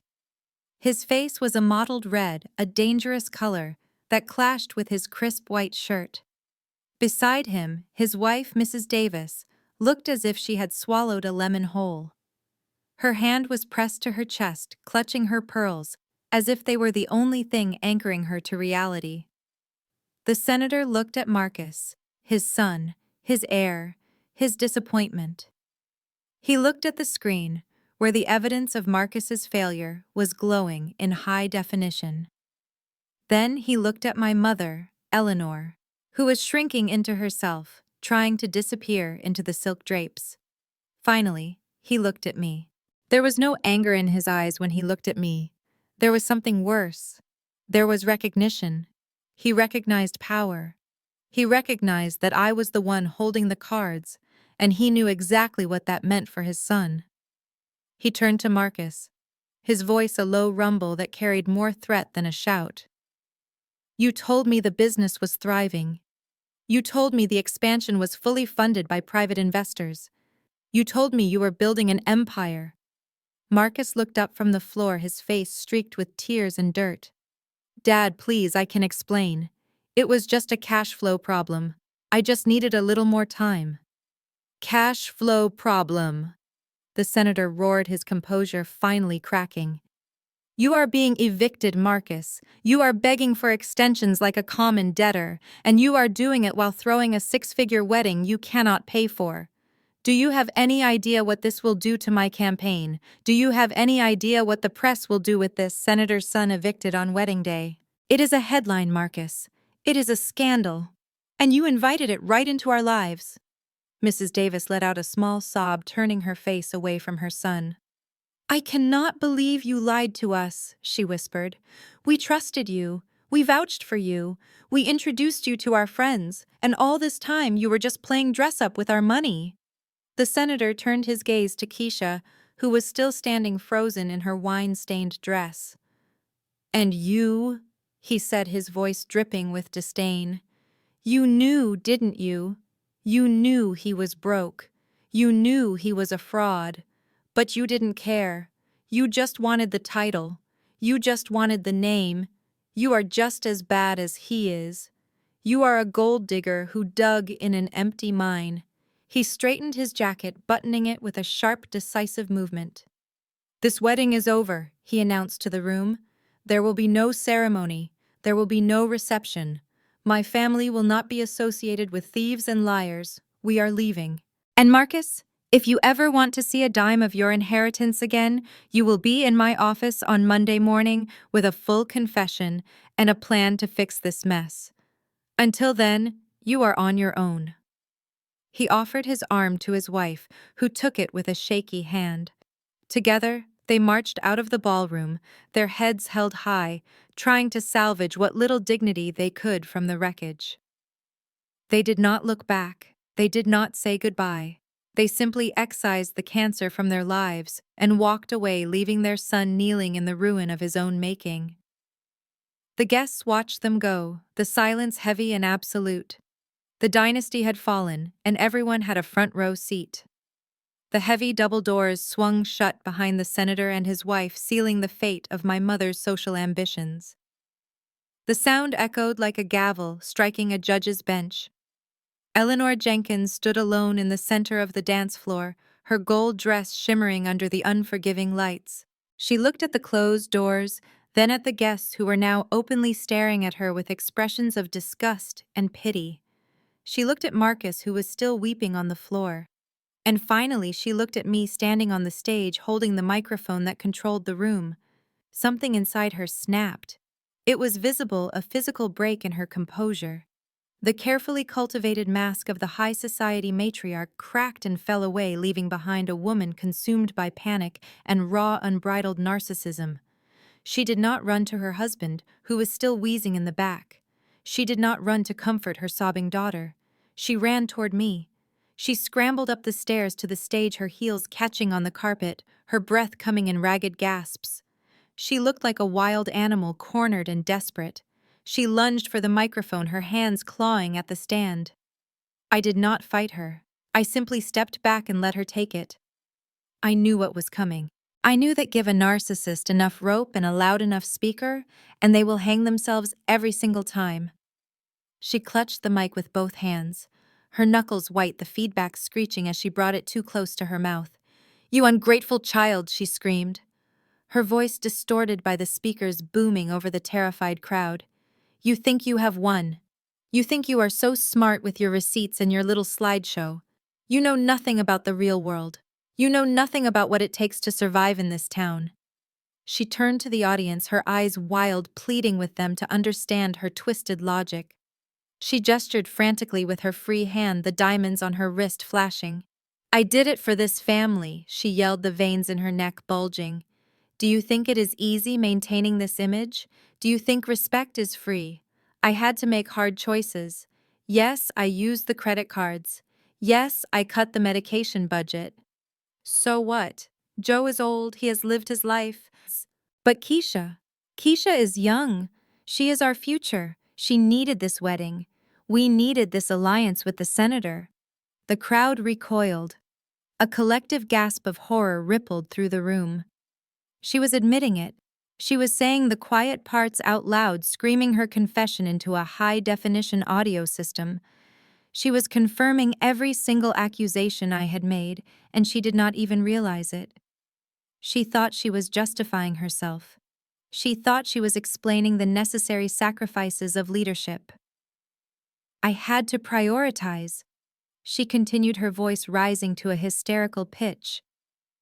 Who cares about a few pills when the family name is at stake?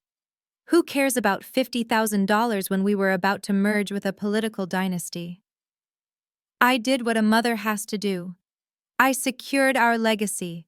And you, Nia, you selfish little brat, you ruined it. You care more about your money and your property than you do about our reputation. You let your father sit there in that cheap suit just to spite me. You could have paid for all of this. You have millions. Why didn't you just write the check? Why didn't you just let us have this one day? She was crying now, but they were tears of frustration, tears of a woman who believes the world owes her everything. I deserve this, she sobbed into the mic. I deserve to be the mother of a senator's wife. I deserve the respect. I have worked my fingers to the bone keeping up appearances. I have lied and borrowed and scraped just to make us look good. And you destroyed it all because you were jealous. You destroyed us because you couldn't stand being the ugly sister in the background. I watched her unravel. I watched her strip away every layer of dignity she had left. She was confirming the financial abuse, the medical neglect, the pathological obsession with status. She was telling the world that she viewed her husband as expendable and her children as tools for social climbing. Phones were recording everywhere. This wasn't just a wedding disaster anymore. It was a viral moment. It was evidence for the police. It was the end of Eleanor Jenkins. She finally stopped panting heavily, the microphone drooping in her hand. She looked out at the silent, horrified faces of her friends and neighbors. She looked for validation. She looked for someone to nod and say, "Yes, Eleanor, we understand." But there was only silence. Cold, judging, absolute silence. And in that silence, the truth of what she had just done finally began to sink in. She hadn't saved her reputation. She had just signed her own confession. The spell broke with the sound of a chair scraping harshly against the marble floor. It was the governor's wife. She did not say a word. She did not look at my mother with sympathy or even anger. She looked at her with something far worse. She looked at her with pure, unadulterated disgust. It was the look one gives to something unpleasant stuck to the bottom of a shoe. She smoothed her skirt as if she had sat in something dirty and signaled to her security detail. Without a backward glance, she turned and walked toward the exit. That was the signal. The dam broke. The room erupted into a chaotic symphony of departure. The elite of Atlanta, the people my mother had bankrupted her family to impress, were fleeing the scene of the crime. They did not want to be associated with fraud. They did not want to be seen near a woman who admitted to neglecting her dying husband for social clout. It was a mass exodus of tuxedos and ball gowns, a flowing river of judgment pouring out the double doors. My mother stood on the stage watching them go. She reached out a hand as if she could physically pull them back. "Wait!" she cried, her voice cracking. "Please do not go.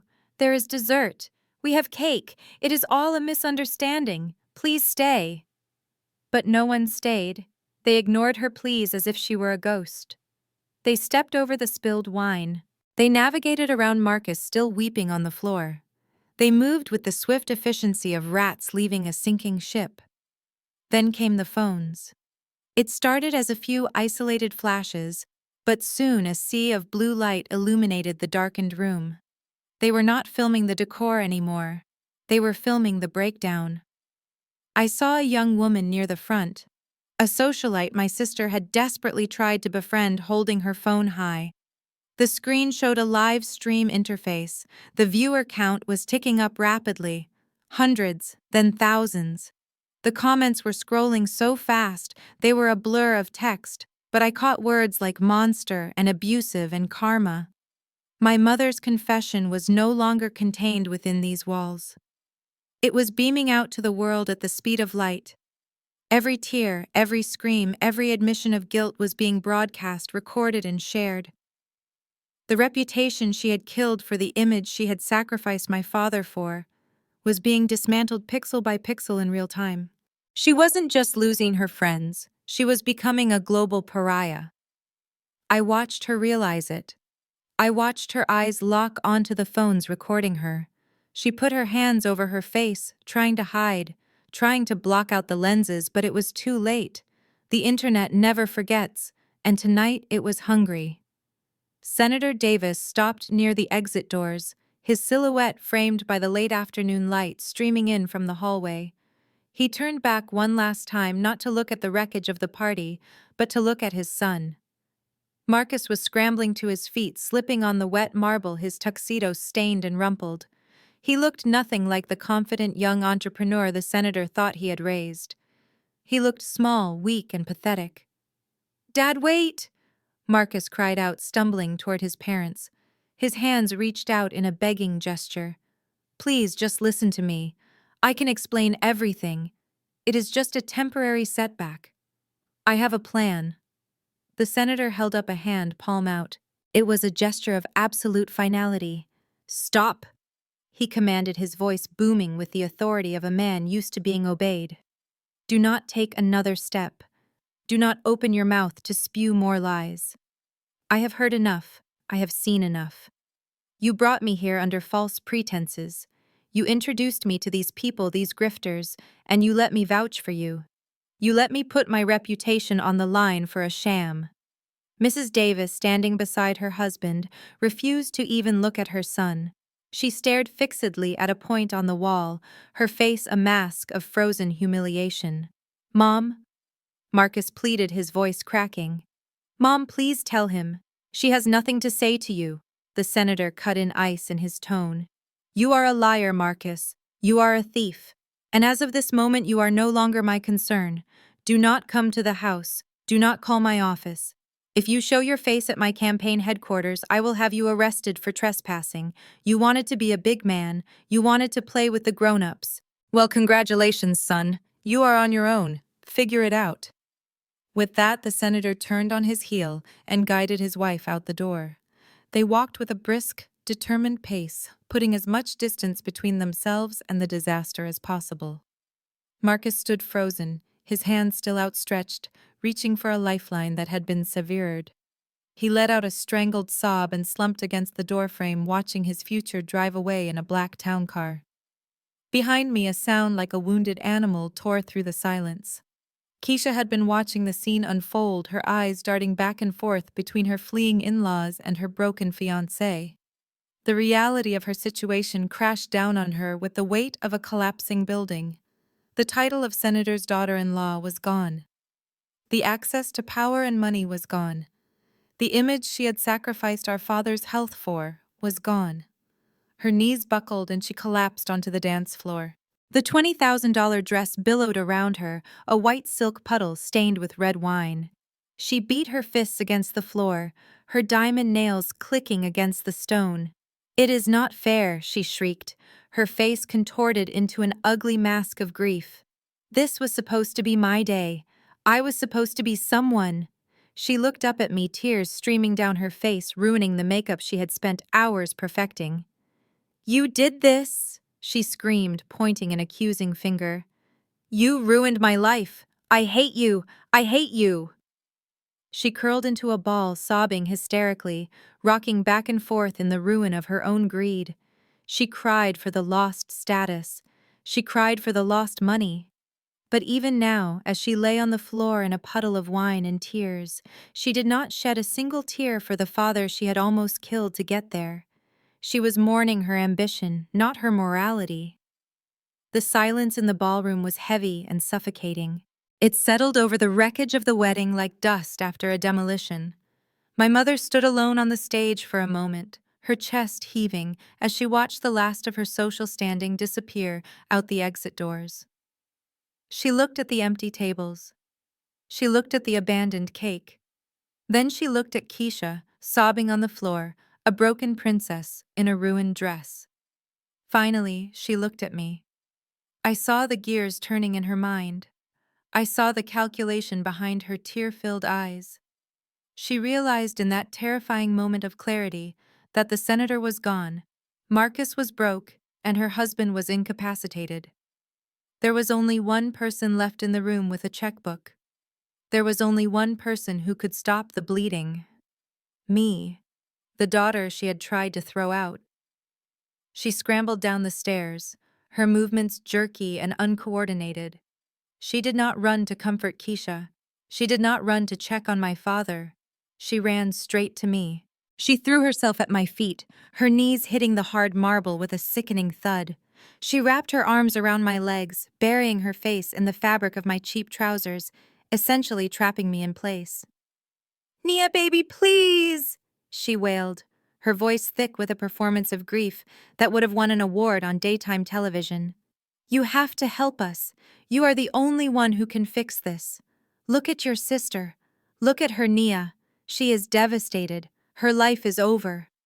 She looked up at me, mascara streaming down her face, ruining the makeup she had spent hundreds of dollars on. She clutched my hands, pulling them toward her chest. "You cannot let this happen. You cannot let them laugh at us. You saw how they looked at me, Nia. You saw the disgust. They will tear us apart. The church members, the neighbors, the club. We will be pariahs." I looked down at her, feeling nothing but a cold, distant pity. She was not crying because she had hurt me. She was not crying because my father was sick. She was crying because she had been embarrassed. "You have the money," she pleaded, her grip tightening. "It is nothing to you, Nia. $15 million. You could pay off Marcus's debt with pocket change. You could buy Keisha a new house. You could make all of this go away. Just write a check. Tell the senator it was a misunderstanding. Tell him you will cover everything.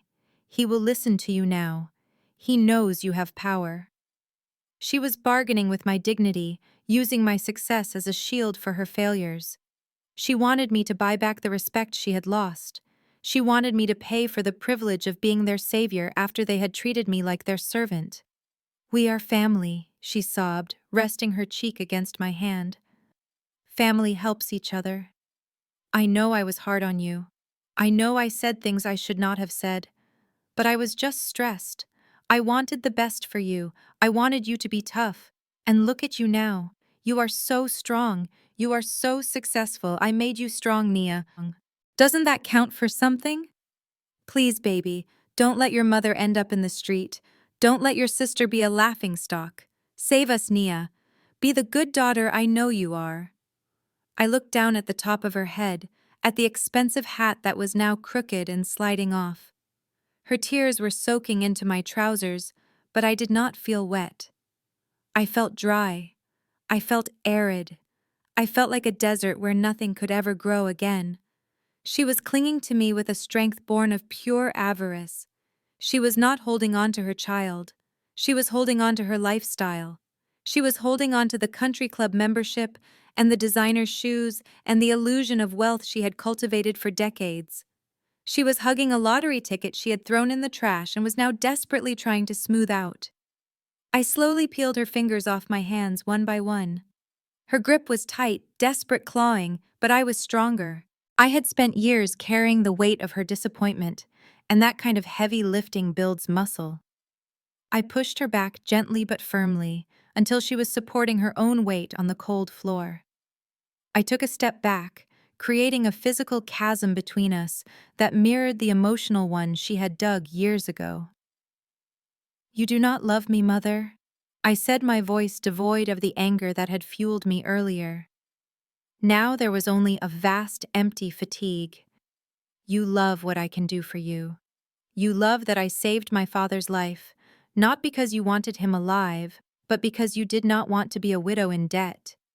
You love that I own this building, not because I achieved something great, but because it means you do not have to pay for your party. You love my money, Eleanor. You love the access. You love the safety net, but you hate the girl who earned it." She shook her head violently, her mouth opening to spill more lies, more excuses, more manipulations. I raised a hand, stopping her before she could speak. "Save it," I told her. "I am done listening. I am done being the backup plan. I am done being the shadow you step on to reach the light." You called me an ATM for years, not with words but with your actions. Whenever there was a bill you could not pay, whenever there was a mess Keisha made, whenever reality came crashing down on your fantasy world, you came to me. You punched in my code, you took what you needed, and you walked away without even saying thank you. Well, the machine is broken, Mother. The account is closed. There are no more withdrawals allowed. I looked at her huddled on the floor, a pathetic figure in a ruined golden dress. You wanted a rich daughter? Well, you have one. But the funny thing about money, Mother, is that it gives you choices. And I choose to spend mine on people who actually care if I live or die. Me and my money are leaving. You can keep the debt. You can keep the shame. You can keep the consequences. Those are the only things you ever truly earned on your own. I turned away from her, ignoring her wails. I had one more thing to do before I left this place forever. One person to save from the fire she had started. I looked toward the back of the room where the wheelchair sat lonely and forgotten in the shadows. It was time to get my father out of hell. I raised my hand high above my head and snapped my fingers twice. The sound was crisp and sharp, echoing in the cavernous room. The side doors near the stage burst open. 4 paramedics in crisp private uniforms rushed in, pushing a state-of-the-art gurney loaded with monitoring equipment. They moved with a speed and precision that made the hotel staff look like amateurs. They were not hotel employees. They were not city EMS. They were my private medical team on retainer for my executives, and today they had only one patient. They swarmed my father's wheelchair, bypassing the wreckage of the wedding party like it was invisible. One paramedic immediately placed an oxygen mask over his face, while another checked his vitals with efficient professional touches. My father looked up at them, confusion clouding his eyes, but he did not resist. He was too weak to fight, too exhausted by the neglect to question the sudden arrival of help. "What is going on?" my mother shrieked, scrambling to her feet, her mascara running down her cheeks in black rivers. "Where are you taking him?" "That is my husband. You cannot just take him." She lunged toward the gurney, her hands reaching out to grab the rails to stop the momentum, to assert her control one last time. But a large man in a dark suit stepped into her path.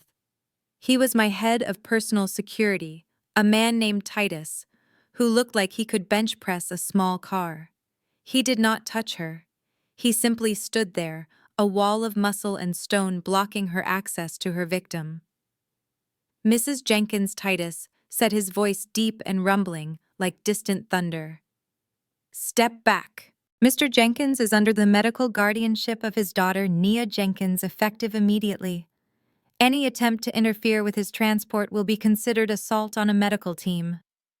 "Guardianship?" she sputtered, blinking up at him. "What guardianship? I am his wife. I make the decisions." "Not anymore," I said, walking past her to stand beside the gurney. I held up a document, a durable power of attorney for healthcare signed by my father 6 months ago, during a lucid moment when you were too busy shopping to visit him in rehab. He knew this day would come, Mother. He knew you would eventually choose your vanity over his life. So he gave me the power to save him when you failed.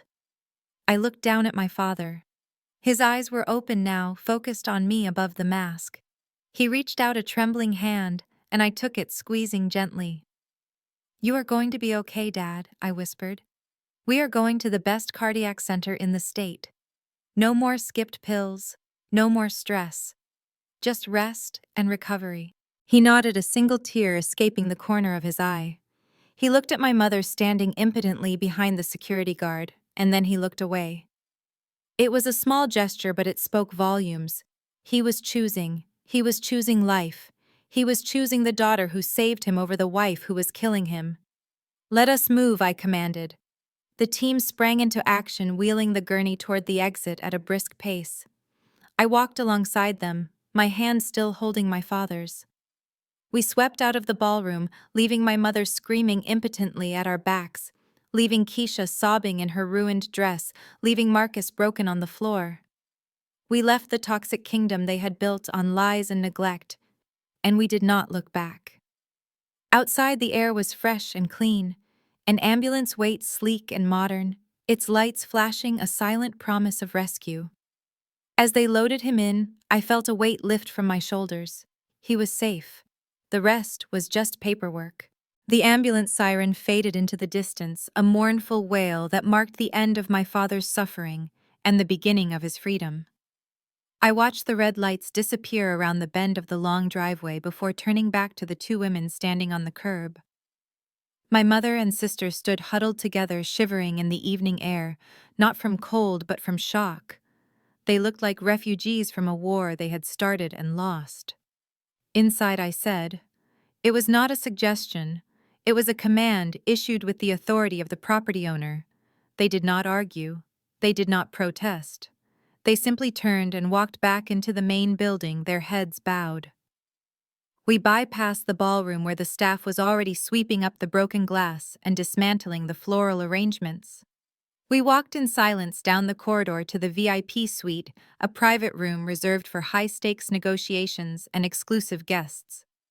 It was a room designed for power, and tonight it would serve its purpose well. I opened the door and ushered them in. The room was silent, hermetically sealed against the noise of the cleanup outside. The air was cool and smelled of expensive leather and polished wood. I walked to the head of the long mahogany conference table and sat down. My mother and Keisha hesitated, standing near the door like wayward schoolchildren waiting for the principal. "Sit down," I said, gesturing to the two chairs opposite me. They sat. Keisha's dress rustled loudly, a sad sound of ruined silk scraping against leather. She pulled the stained fabric around her, trying to hide the red wine splotch that marked her shame. My mother sat stiffly, her hands clutching her purse in her lap, her eyes fixed on a point somewhere over my left shoulder, unable to meet my gaze. I reached into my briefcase, which my assistant had placed on the side table earlier. I pulled out a heavy stack of documents. It was a thick pile bound with a black clip, the edges crisp and sharp. I held it for a moment, feeling the weight of it in my hands. This was not just paper. This was leverage. This was consequences. This was the end of their illusions. I let the stack drop onto the center of the table. The sound was heavy and dull, a flat thud that seemed to echo in the quiet room. It sounded like a gavel. It sounded like a coffin lid closing. My mother flinched. Keisha stared at the papers, her eyes widening as she recognized the legal letterhead on the top page. "We are done with the show," I said, my voice low and devoid of emotion. "The guests are gone. The cameras are off. The senator is halfway to the state capitol by now. There is no one left to impress Eleanor. There is no one left to lie to Keisha. It is just us. And the truth." I placed my hand on the stack of papers, pressing down firmly. "You wanted a lifestyle you could not afford. You wanted a status you did not earn. And you were willing to kill my father to get it. You thought you could use me as a stepping stone. You thought you could erase me when I was inconvenient and summon me when you needed cash. You made a gamble, and you lost." I slid the papers across the polished wood until they rested directly in front of my mother. "Read it," I said. "And do not skip the fine print, because your life depends on it." Eleanor picked up the top document with hands that shook so violently the paper rattled against the mahogany table. She squinted at the text, her eyes darting back and forth, trying to make sense of the legalese. I watched her struggle. I watched her denial fight against the black and white reality printed on the page. It was a title deed transfer. A document she should have recognized because she had signed the original 30 years ago. But this one was different. This one had a date stamp from 3 months ago, and a stamp that read, "Foreclosure auction finalized."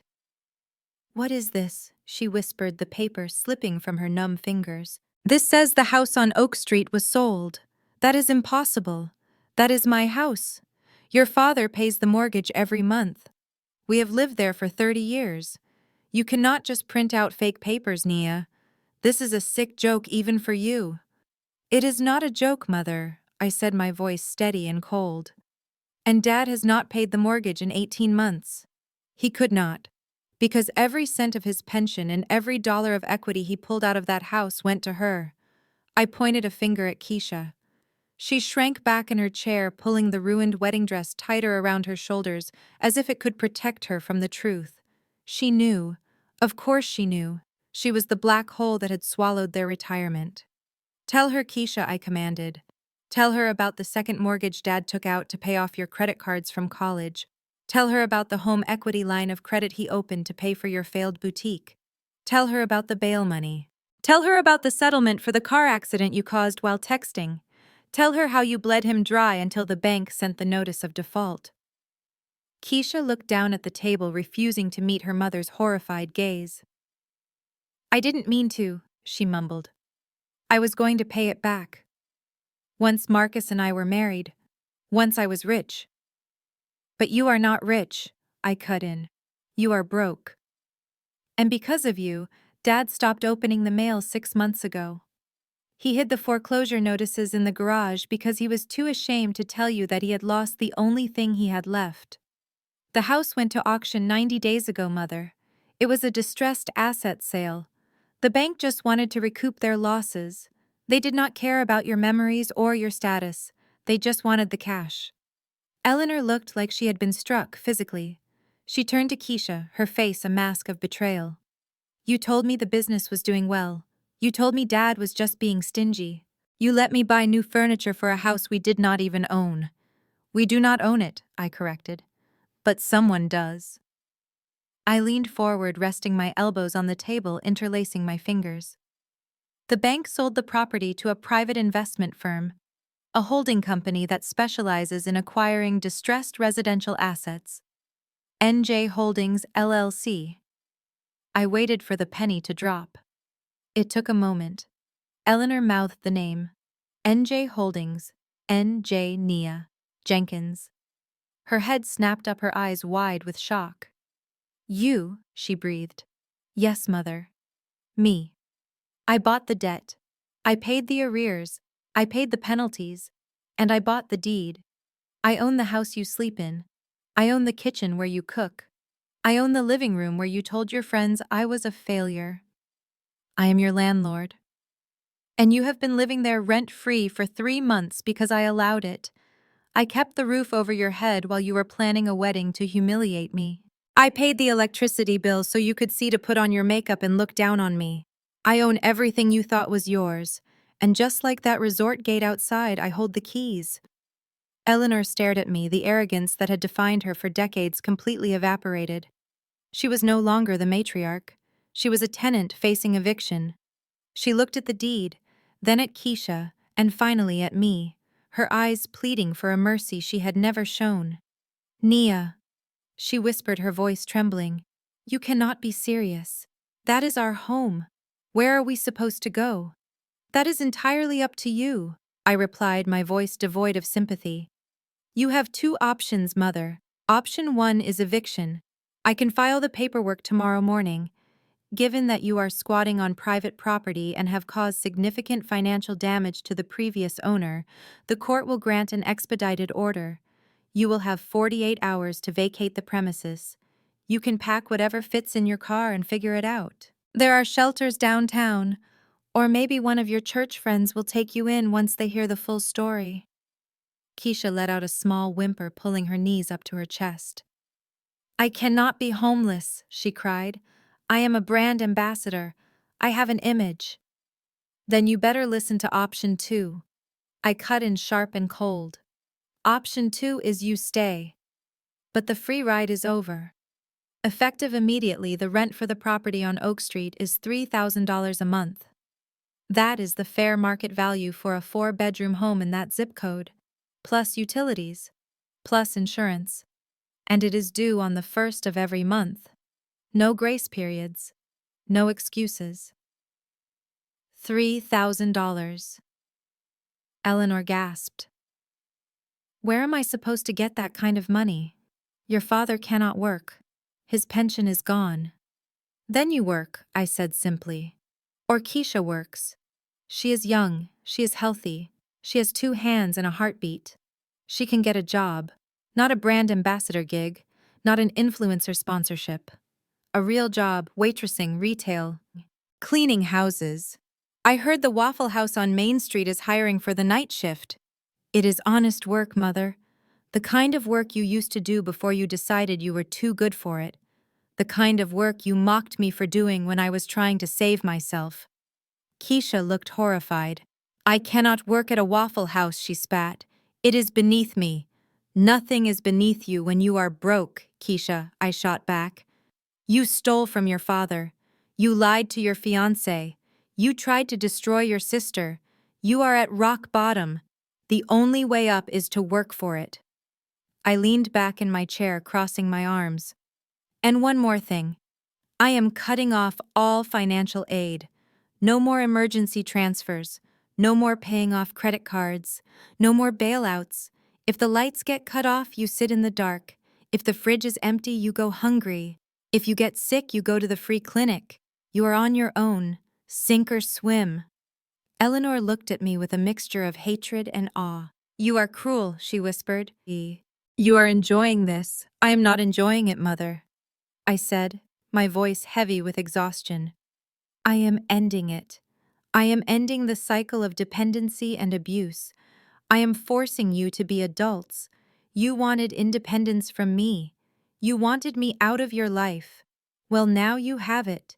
You are independent. You are free to fail or succeed on your own merits. So what is it going to be? The shelter or the job application? Choose wisely, because unlike you, I keep my promises. The pen lay on the polished mahogany table between us, gleaming under the recessed lighting. It was a Mont Blanc, a heavy, expensive instrument that felt substantial in the hand.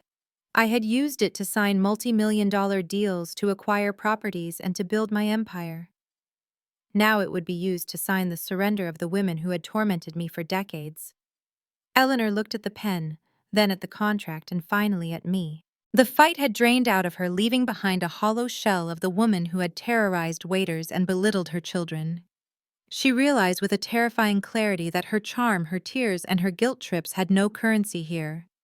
She was facing a transaction she could not manipulate. There is one more clause, I said, pointing to the bottom of the second page. Clause 14, Section B. Read it carefully. Eleanor squinted, her eyes red and swollen. It says we are prohibited from contacting Joe Jenkins for any financial matters or medical decisions. It grants you sole power of attorney over his assets and care. It says we cannot visit him without your express written permission. That is correct, I said. You forfeited your right to be his wife when you risked his life for a party. You forfeited your right to his money when you stole it. From this moment on, he is under my protection. If you try to call him to beg for money, if you try to guilt him into signing over his pension, I will evict you immediately. Do you understand? She nodded, a jerky, broken movement. She understood. She was trading her husband for a roof over her head. It was a transaction she was willing to make because at her core, self-preservation was the only instinct she had left. She picked up the pen. Her hand shook so badly the tip scratched against the paper, leaving a jagged line of ink. She signed her name, Eleanor Jenkins. It looked less like a signature and more like a scar.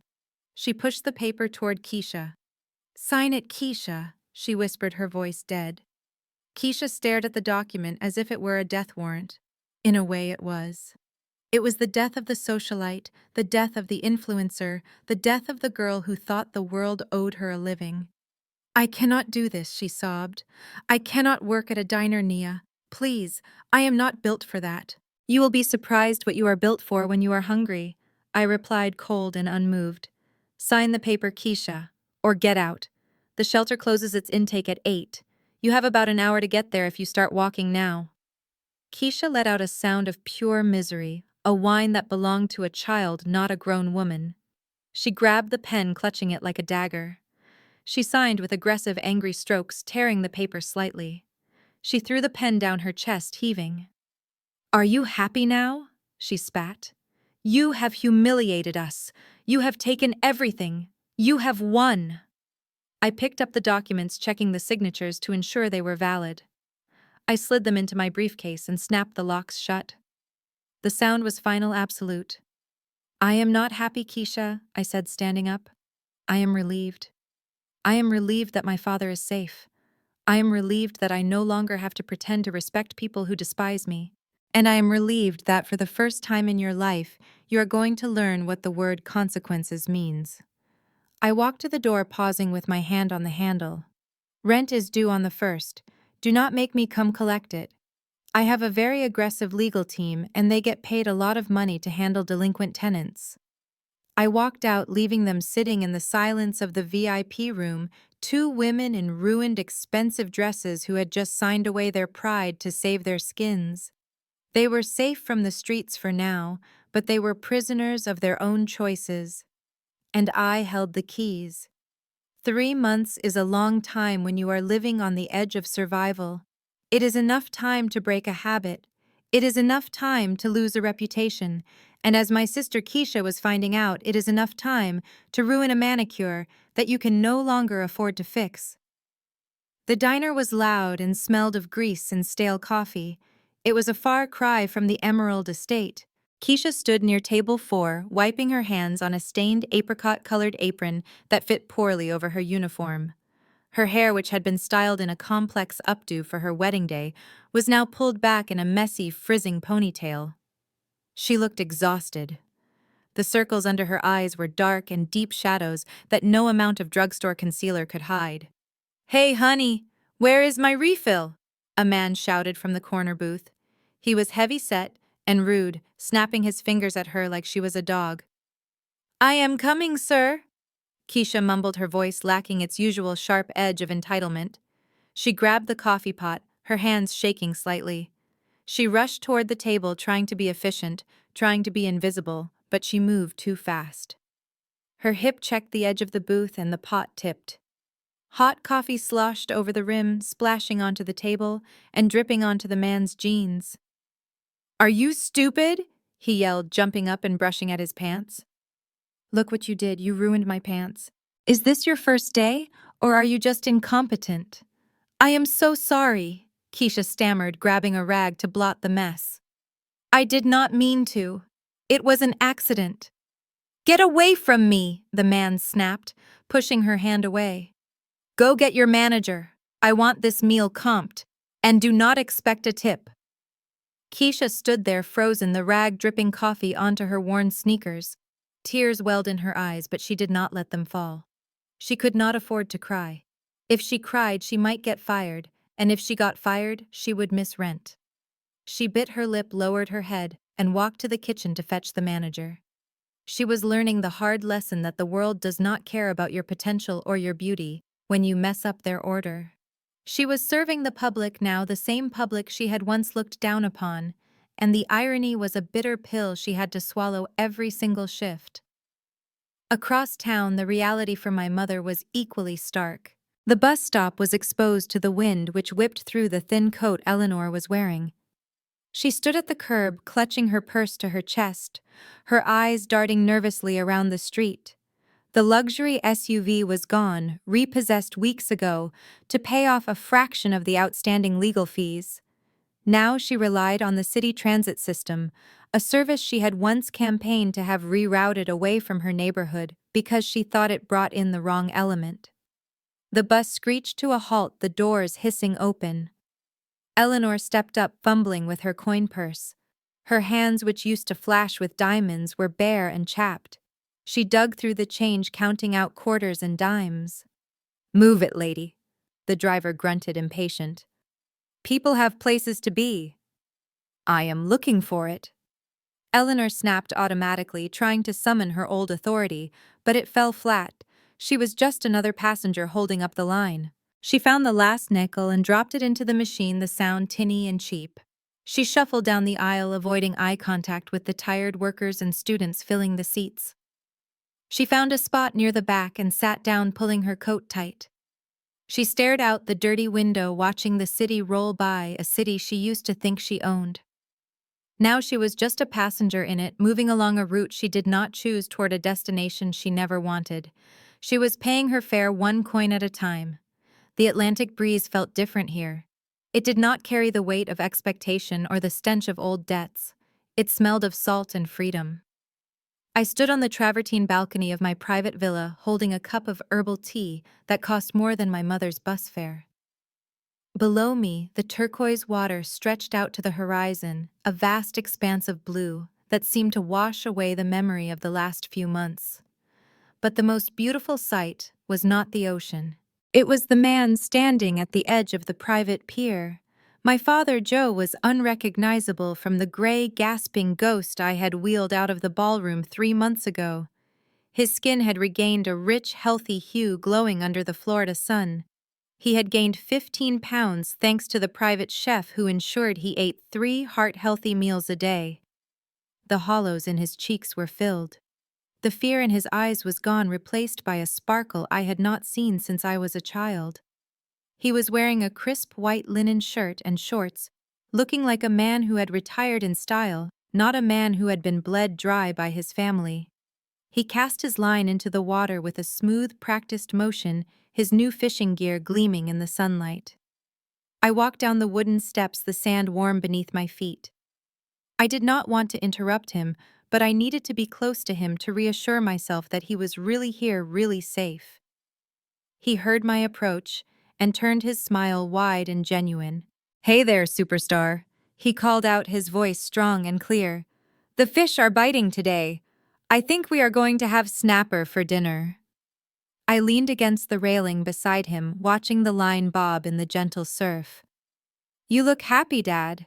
You look like yourself again." "I am happy, Nia," he replied, setting the rod down in its holder so he could face me. "I wake up in the morning and my chest does not hurt. I take my pills and the bottle is full. I eat breakfast and no one asks me for a credit card. It is the first time in 30 years I have been able to just breathe." He looked out at the water, his expression turning thoughtful but not sad. "I used to think I stayed for you girls. I thought I was keeping the family together by letting Eleanor have her way. But looking back, I think I was just afraid. Afraid of her anger, afraid of the shame. But this," he gestured to the villa, the ocean, and me. "This is not shame. This is peace, and I would not trade it for all the country clubs in Atlanta." He reached out and squeezed my hand, his grip firm and steady. "Thank you for saving me, Nia. Not just from the heart attack, but from the life that was killing me." I squeezed back, tears pricking my eyes. "You saved me first, Dad. You were the only one who ever saw me. Now we just get to see the world together." He picked up his rod again, casting the line back into the surf with a laugh. We were safe here. The fortress was secure, and the toxic cloud that had hovered over our lives for so long had finally dissipated in the ocean breeze, leaving nothing but blue skies ahead. The phone buzzed against the glass surface of my mahogany desk, creating a sharp vibration that cut through the quiet hum of the ocean breeze drifting in from the balcony. It was a New York number. A year ago, seeing an unknown number would have spiked my anxiety, making me wonder if it was a creditor looking for my mother, or perhaps a hospital calling about my father. Now it just meant business. I swiped to answer, my voice calm and authoritative, the voice of a woman who owed nothing to anyone. "This is Nia Jenkins," I said, leaning back in my leather chair. "Ms. Jenkins, this is Sarah Sterling. I am the senior editor at Forbes magazine." I paused, my hand freezing over the keyboard. Forbes. The publication that sat on the coffee tables of the very people who had looked down on me at the wedding. The magazine my mother used to buy just to look at the pictures of the life she desperately wanted, but could never afford. "I am listening," I said, keeping my tone neutral, though my heart gave a single excited thump. "We have been tracking your acquisitions over the last 18 months. Sarah continued, her voice crisp and professional. "The turnaround of the Emerald Estate was impressive, but your recent purchase of the downtown commercial block has really shaken up the Atlanta market. You are moving with a speed and precision we rarely see. But what really caught our attention was the story behind the assets." She paused for effect, letting the silence hang for a moment. "We know about the family history, Ms. Jenkins. We know about the struggle, the estrangement, and the sheer grit it took to build your portfolio from nothing. We are planning our upcoming issue on self-made women who defied the odds. We do not just want to feature you. We want you on the cover." I stood up, walking to the floor-to-ceiling window that overlooked the private beach. The water was a brilliant turquoise, the sand white and pristine. It was a long way from the cramped apartment where I used to count pennies for bus fare. The working title for the piece is "The Real Estate Queen Who Rose from Rejection," Sarah added. "We want to tell the whole story. How you turned being the black sheep into being the bank. How you used the doubt of others as fuel. It is a story of resilience, Nia, and we think it will inspire millions." I looked at my reflection in the glass. I saw the woman I had become. The blazer was no longer cheap. The eyes were no longer pleading for acceptance. They were sharp, clear, and unafraid. My mother had spent her life trying to curate a false image of perfection to get into these circles. She had lied, cheated, and stolen to be adjacent to power. And here I was, being invited to the center of it simply by being myself, simply by working hard and refusing to let their rejection define me. I thought about Keisha serving coffee. I thought about my mother counting change for the bus. And then I thought about the thousands of other women who were currently being told they were not enough, who were being hidden away by families who did not value them. "I will do it," I told Sarah, my voice ringing with finality. "But I want control over the narrative, no glossing over the ugly parts. If we are going to tell the story of how I rose, we have to be honest about what I rose from." "Agreed," Sarah said, her voice bright with excitement. "We will send a team down next week." I hung up the phone and looked out at the horizon. The sun was hitting the water, creating a path of shimmering gold that seemed to lead straight to the future. I had not just survived my family, I had surpassed them. And now the whole world was going to know that the uninvited landlady was actually the queen of the castle. The sun was dipping low over the Florida coastline, painting the sky in violent shades of orange and purple. I sat in my parked Bentley, the engine purring softly, a beast ready to run. My phone sat on the passenger seat, vibrating with a persistence that was almost impressive. The caller ID flashed a single word: "Mother." It was the 12th time she had called today. I knew why. Today was the first of the month. Rent was due, and knowing Eleanor, she was short. I picked up the phone, staring at the screen. I could picture her perfectly sitting in that cramped apartment, probably wearing her last decent silk blouse, trying to summon the authority she no longer possessed. She would be crying. She would be begging. She would be telling me about her high blood pressure, about how hard it was to take the bus, about how Keisha's tips were not enough to cover the electric bill. She would try to guilt me into sending just a little something, just enough to tide them over, just enough to let her pretend for one more month that she was not reaping exactly what she had sown. For years, that guilt had been my cage. It had kept me tethered to her need for validation, kept me striving to be good enough to be seen. But looking at her name now, I felt nothing. No anger, no sadness, no obligation, just a quiet finality.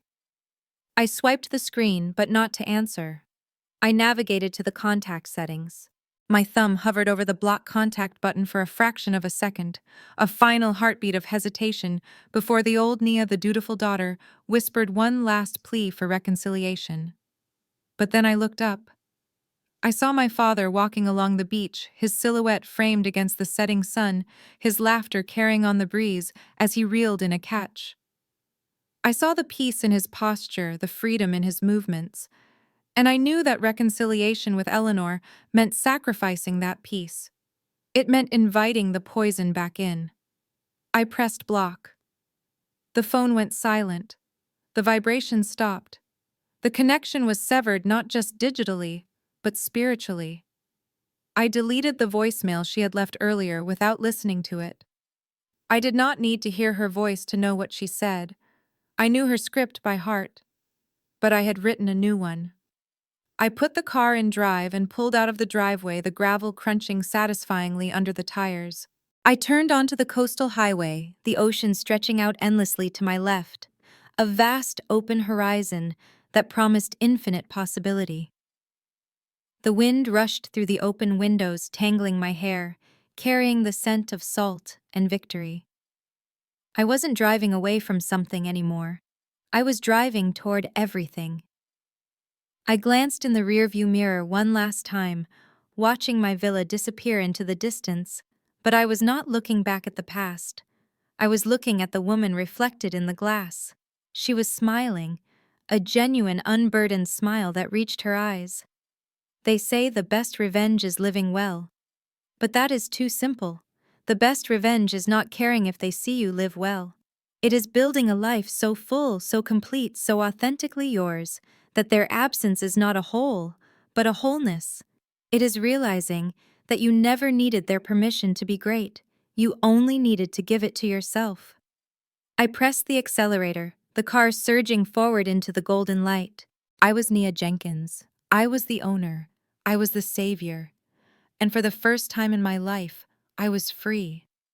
The road ahead was clear, and I was finally in the driver's seat. The sun set behind me, casting long shadows that could no longer touch me, and I drove on into a future that belonged entirely to me. Nia's journey teaches a profound truth.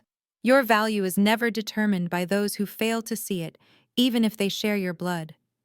Rejection can be a powerful redirection toward your true purpose. Instead of exhausting herself seeking validation from a toxic source, Nia invested in herself, turning her pain into power and her exclusion into an empire. Her story proves that true freedom isn't just financial, it is emotional. It is the peace found in setting firm boundaries and realizing that you do not need an invitation to the table when you own the building. If this story inspired you to claim your own power and build your own legacy, hit that like button and subscribe for more tales of resilience and triumph.